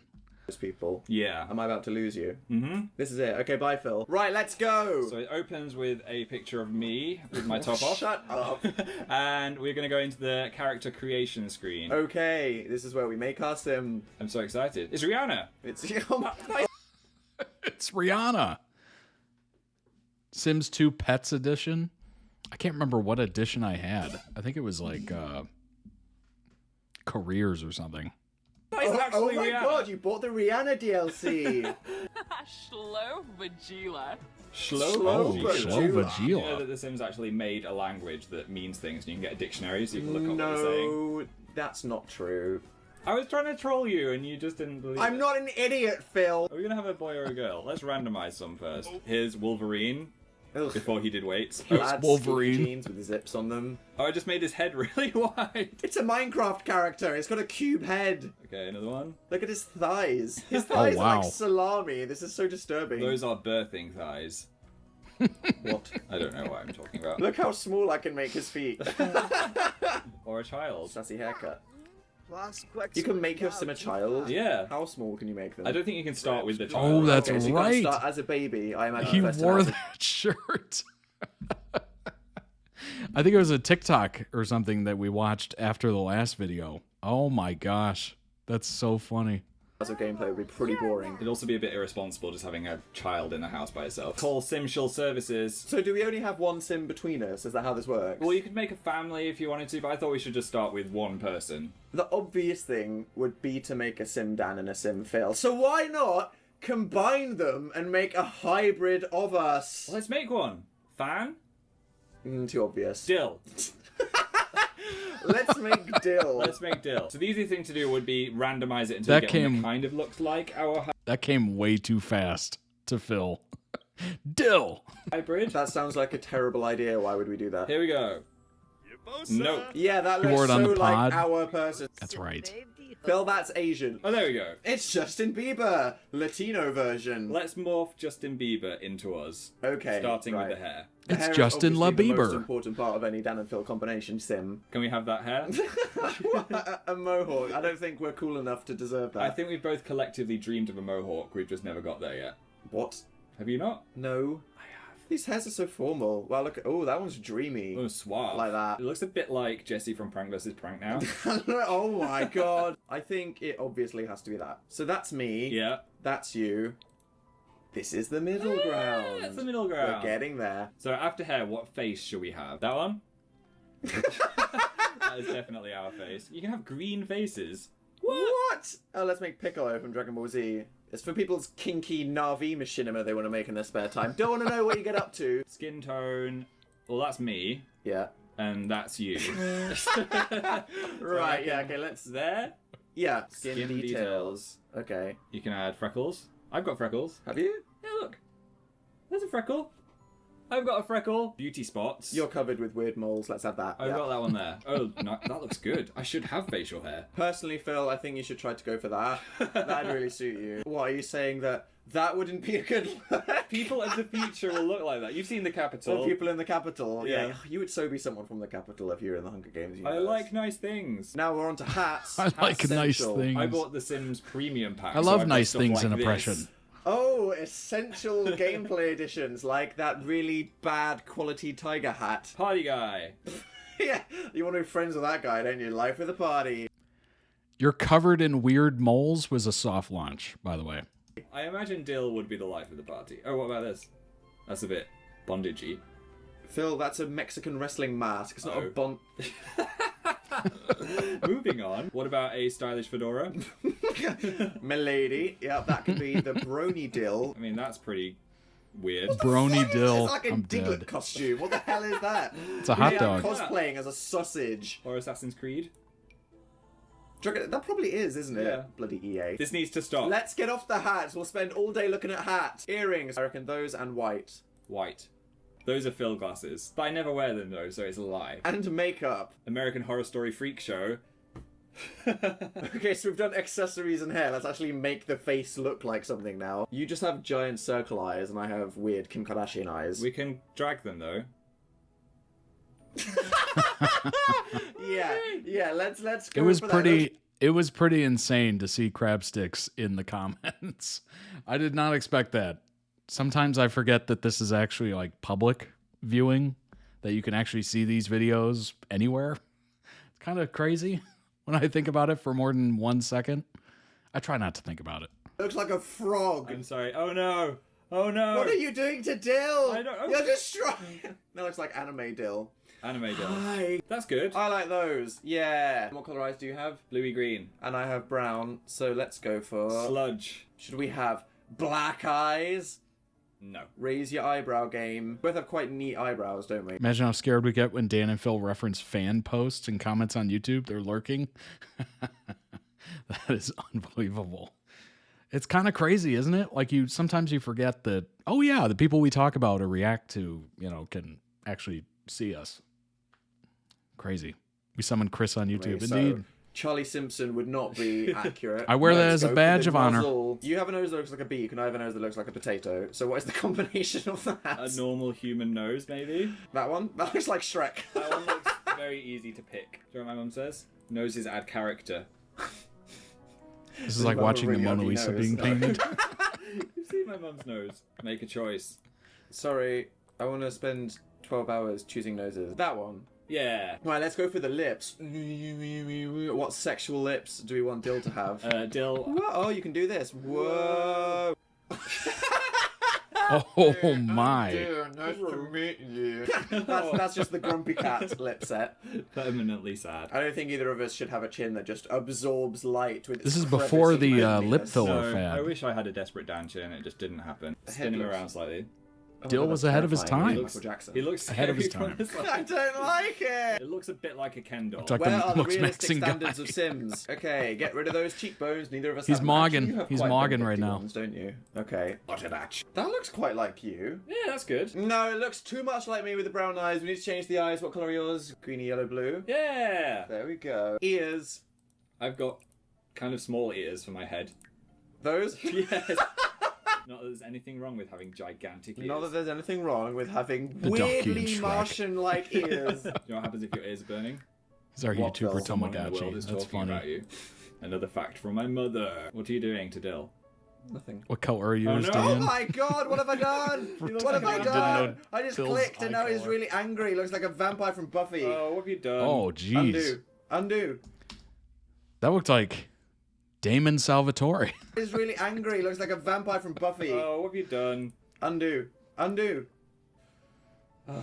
Okay, body. Whoa. Oh my. That's obviously a bit... That's too accurate. Yeah. That's exactly what we both look like topless. There we go. That looks like an average person that never leaves the house. Yeah. But if this is half Phil, then obviously we need your Shakira hits. I do have we'll Shakira go for- hits. I know it's what everybody's asking. No, Damon is You actually cannot enlarge anything around the penis area. You were thinking it. I was thinking it. We were all wondering at what point does this stop being customizable. This is a family game, but it does contain sex. Doesn't contain groin control though. No. Look forward to that DLC. The groin stretching pack. Let's dress him. He looks cold. More than check shirts, I usually just wear crazy t-shirts like that. Okay, but if it's half me, then it has to be black. Okay. Right. I have no heart.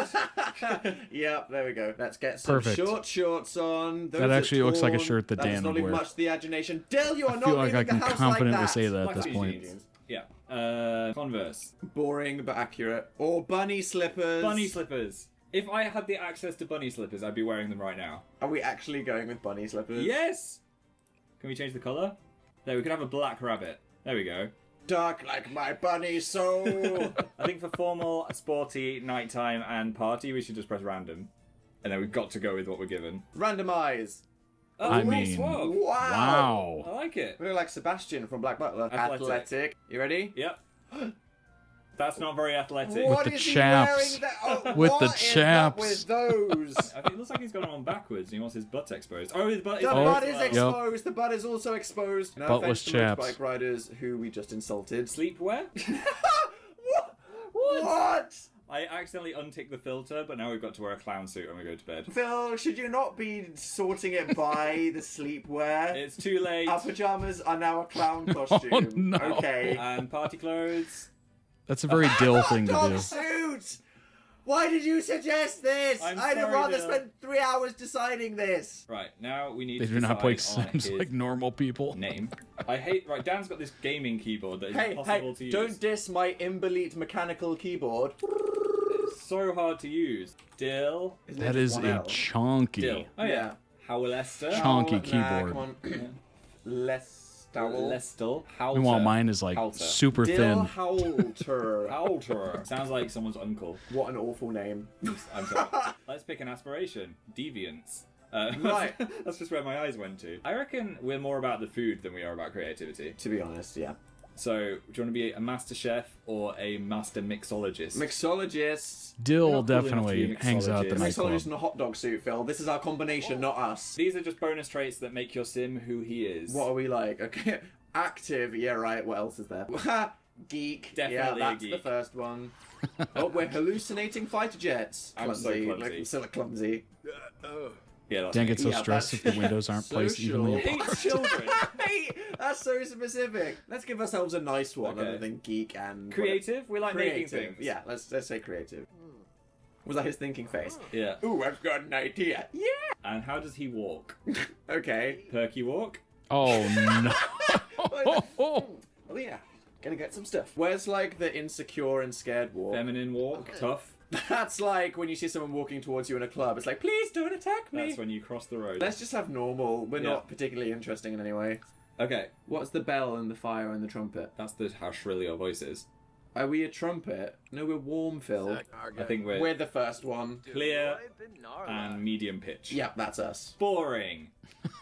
Boring. Just like we are. So I think he's done. Wow. We have created Dill Howlter. Dill Howlter. I see Nice. it. What's that? It's like, you're taking a photo of me? That's me on can photo you day not? at school. The guy was like, "Hello, Tommy Tiger. Time for your photo." We're not talking about your Tommy Tiger instead with a photographer. Okay.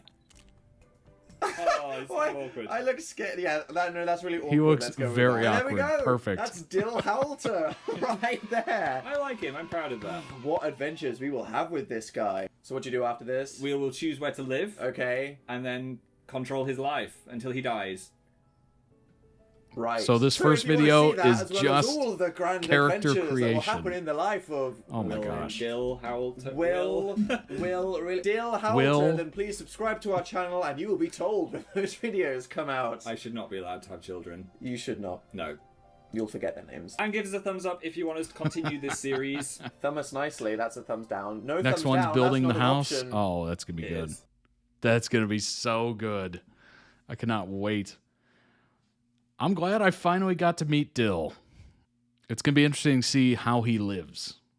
I'm just assuming the worst, but we'll find out.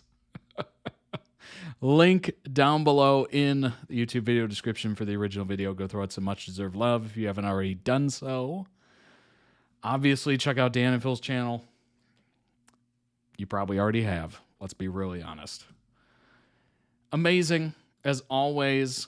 Yeah, even they make that interesting, which I don't know if you've ever made a character on The Sims. It's usually not that funny or interesting. You know, it can be a little interesting, but it's not that interesting. That is very, it's very on the nose of like, what would these two, what would their child kind of look like? And I think they kind of nailed it, honestly. Although I will say they leaned pretty heavy into Dan. Dan has the predominant genes. Dill lives a beautiful, definitely not chaotic at all life. Well, that's good. I'm happy for Dill. Dill Season 2 after the hiatus has much longer episodes. Nice. They treat their Sims with all the love in the world, I swear. I don't believe you. I think you're being facetious. All jokes aside, their Sims series is so iconic because of how invested they actually were in the storyline. Like, they're not just playing the game, that's their child. That's awesome. I like that. I really do like that. It makes it more fun, honestly. When you've played The Sims for a while, and maybe you've done this before, you try to come up with different variations of it. Like, I remember playing one, I made a character, and then I just started them off with like no money, like barely anything, like walls, grass, maybe a door. And it was just kind of survive mode after that. Like they barely had a job. Like it was just kind of chaotic. It was almost like a Survivor kind of thing. And then I remember doing one where you do like the cheat code and you can just have crazy money. I think it's Motherload or whatever. And you're just fabulously wealthy. And it's such a different game if you have crazy amounts of money, almost like real life. What else did I do? I've done like the family thing. I've done just the one person thing. I've done the broke thing. I can't remember what else. Oh, I've done like the evil. Like you've tried to make them like mischievous or whatever. You set all their traits to like mischievous, criminal, you know, that kind of stuff. That's kind of interesting. Motherload gives him 50,000 every time you type it in. Indeed. Indeed. And I typed it in. I typed it in all the way to 1 million. I think I did 1.5 million, and I'm like, I think this is good. It was pretty crazy. I was being deceitful, yes. Okay, just making sure. There's a wedding in The Sims at one point, and they actually wore suits for it. Oh, nice. Very nice. And for Dill's birthday, they bought party hats and decorations. I love that. I love it. Not surprising. I would enjoy that. It's almost like I wear a bunch of stuff too. It's just fun. Goofy fun. I love it. I would make them woohoo a bit too often, sadly. Well, hey, you know. They got to have fun somehow, right? Especially in the beginning, they refused to cheat the game even slightly, so Dill really had to work his way up. Nice. I appreciate that. I've done that before. It's a totally different experience where you're just kind of, I don't know, it's much more of like a life simulator at that point. Like you have to go to work and then you're just there. You're speeding up time to like, you know, so they can sleep and stuff. Sometimes it's just, I just look at the screen and I'm like, why am I playing this? And then I do something fun and I'm like, oh yeah, that's why. That's why. I would max it out until you couldn't get any more money. I don't know how long that would take or how much money you can actually do to do that, what the limit is. But the fact that I had to do it on a, oh wow, the Xbox controller is green, so it just fades out in the green screen. The fact that I had to type Motherload in on the controller was just brutal. Brutal. Hated it. But I was like, I must be rich. I must be rich. I want to see what this feels like. I want to have the big house or whatever. It was cool. It was really cool. I did it on PC, luckily, so I could just Control C. Oh, man, that would be beautiful. I literally was just like, MOTHLODE.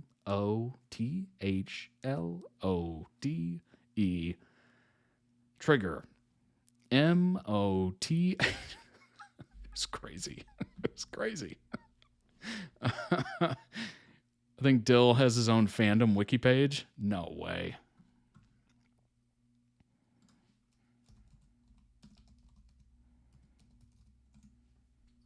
Oh, there you go. All right, let's talk this over first, shall we? First ever sim to be created by Dan Howell and Phil Lester. 2014. Created to be a fusion of the two YouTubers' personalities and appearances. As of May 2025, Dill is married to Tabitha. Wow. With 2 sons, Dab and Dalian. They also have 3 pets, Susan 2, Jonathan the Minnow, and Nuki. What? Oh my gosh. All right. We can talk about this because I know we're going to have the next. They were married in 2016. Very good to know that. I know we're going to have the separate videos after this, of course. Dill and Alien together. Dalian. Interesting. Dill is created in Create Sims. He's modeled off Dan and Phil with dark brown hair, fair skin, green eyes. Everyday outfit consists of a black graphic t-shirt, black skinny jeans, dark gray bunny slippers, leather bracelet, and a silver watch.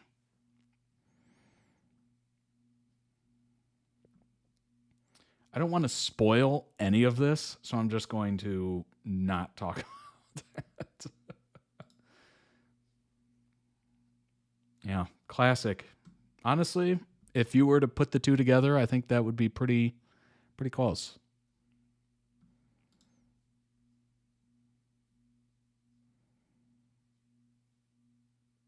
Oh my gosh, the elderly version? Oh my. Oh boy. Scared of E.T. because he used to have dreams that E.T. was peeing into his mouth. I'm sorry, what? Do you remember that? Yeah, I bet he's glad you're bringing that up again. Yeah.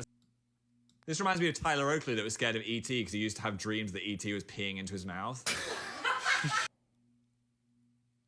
That is such a wild way to start off that clip. He definitely takes after Dan more than his other dad. He turned into an elder and they aged him back down to an adult. I did that. You have to. You have to. You don't want to be an elderly person. In The Sims, you want to be a young adult. World's your oyster. Do you remember that? Yeah, I bet he's glad you're bringing that up again. Yeah, sorry, Tyler. My fear growing up was E.T. E.T. He's right here.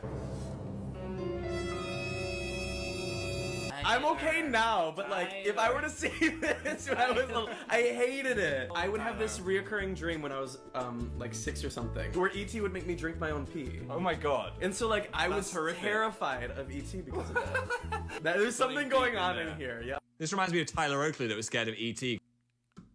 I don't know why or how those two things connected, but that is disturbing. Their collabs with Tyler were always iconic. I don't think he would have been able to cope with Dill dying. They love him too much. Yeah, no. Can't do that. Dill is forever. Dill is forever. He's eternal. Because he used to have dreams that E.T. was...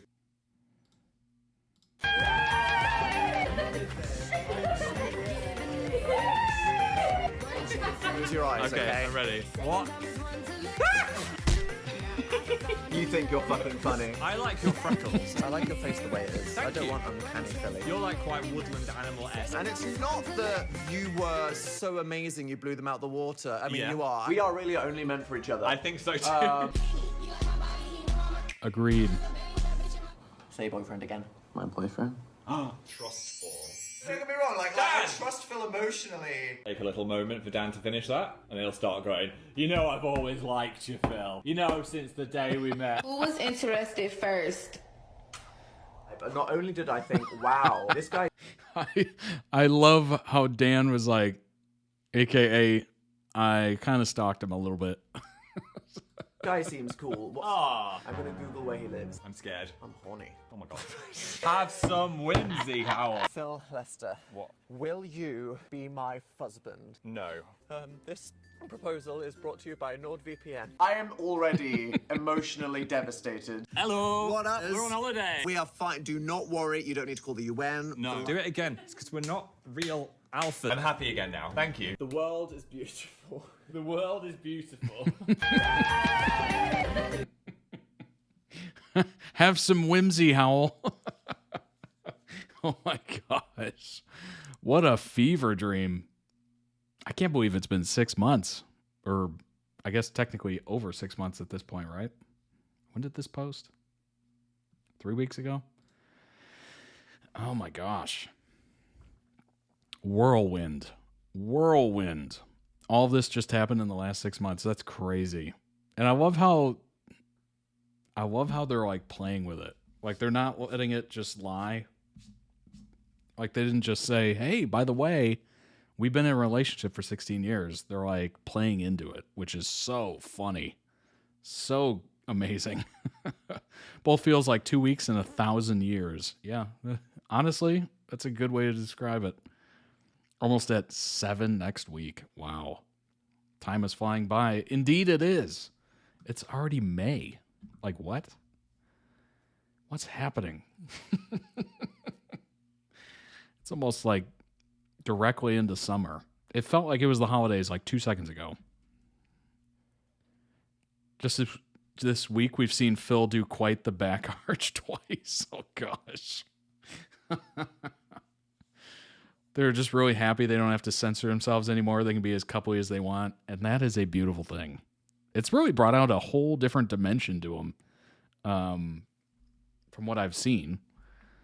That is just amazing. Like, it's just added to their repertoire of, you know, hilarious jokes that they can make, stories they can tell, all that good stuff. Like, it is really expanded them. And honestly, it's probably made them even funnier because they don't have to hold back anymore. It's just amazing. Truly.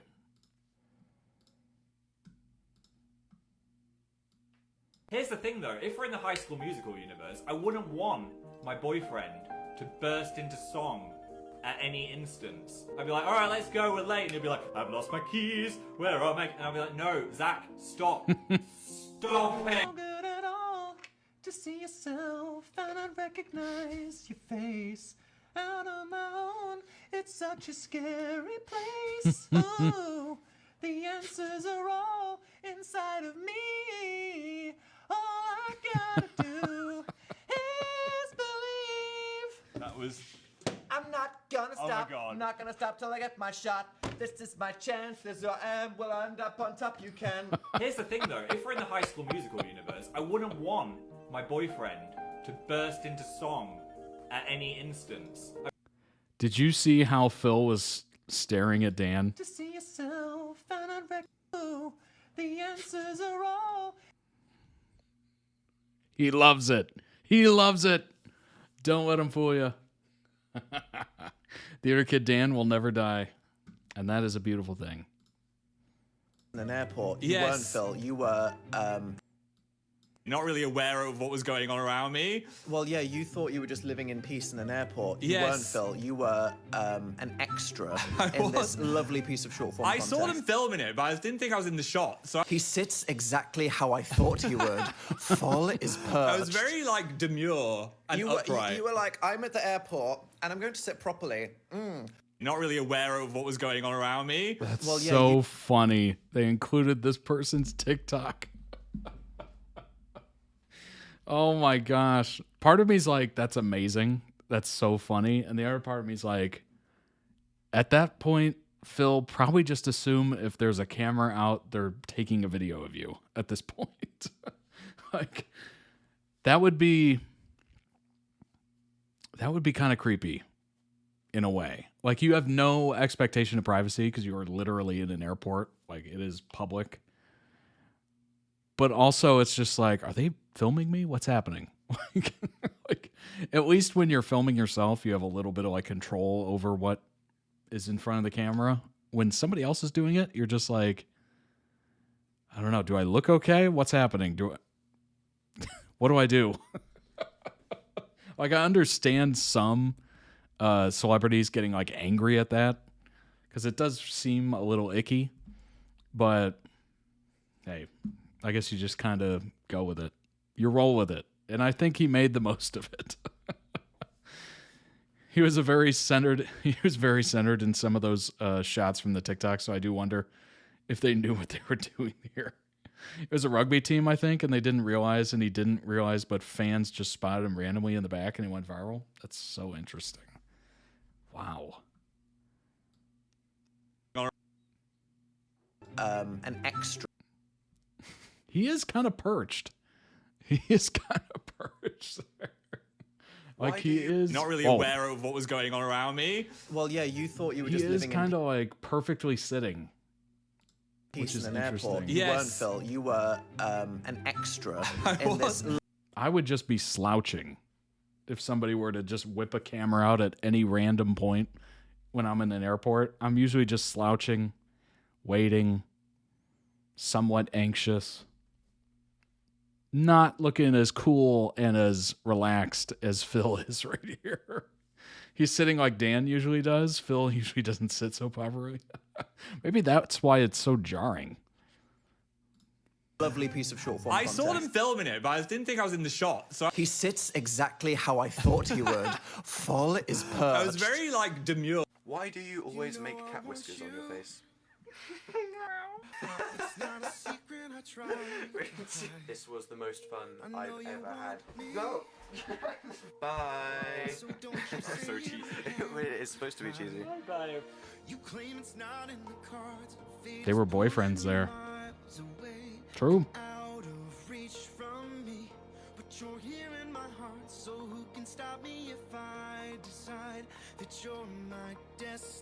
Not I'm really sorry, aware we've of already what was reached going- we've already reached the Rewrite the Stars quota for the stream.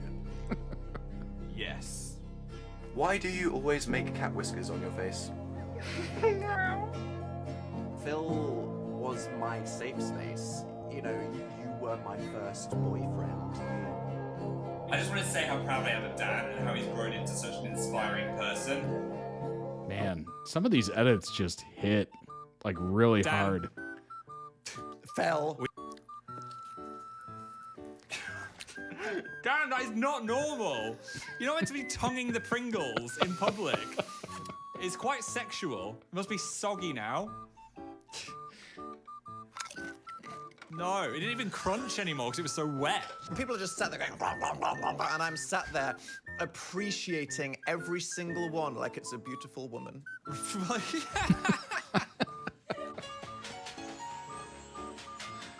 Oh gosh. This makes no sense. Why are you here? The dream is folding. Do you know where we are going? Where? Into the thing. I'm feeling like I... What? Planet cum. Stash your nuts. I mean, no, Matthew. Who's that? Wait a minute. Pause. I'm there as well. And the hot guy had to lean over and be like, "Oh, no, you didn't." Yeah. Did his peck press against your arm? Yeah, he was like, "Let me just show you how to move this mouse." Excuse me, I will pass on the soup. I don't want to have that soup. No. Good for you. Just shove it in dry.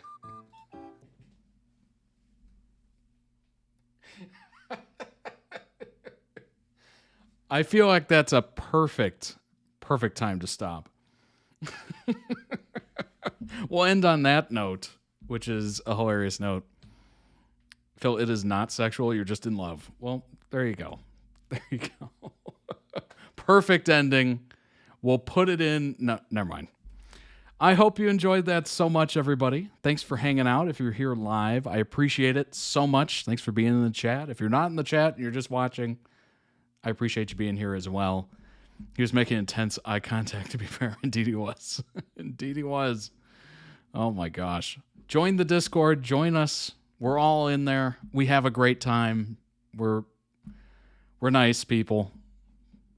Please don't take our hilarious moments out of context. We're nice. Join us in there. If you'd like to request your own videos, certainly can do so. ToddReacts.com. All the wonderfulness. We look forward to reacting to your videos. And what am I missing? Subscribe, follow, all that good stuff. You know, whatever you want to do. Join us again. There's a chat for everything in the Discord. Very true. And if there is something that's not there and you want it there, you can definitely just suggest it. We'll make it for you. It's that simple. We're very accommodating. And check out the merch. All that good stuff. I appreciate you being here, everybody. I will see you back here on Friday. We will have 5 videos, I promise. 5 unreacted to before videos. This one was a little short because we only had 4, but unfortunately, we'll have 5 next time. All right, everybody, take care of yourselves. Have a great week, whether you're working or maybe you're on summer break at this point, maybe taking finals.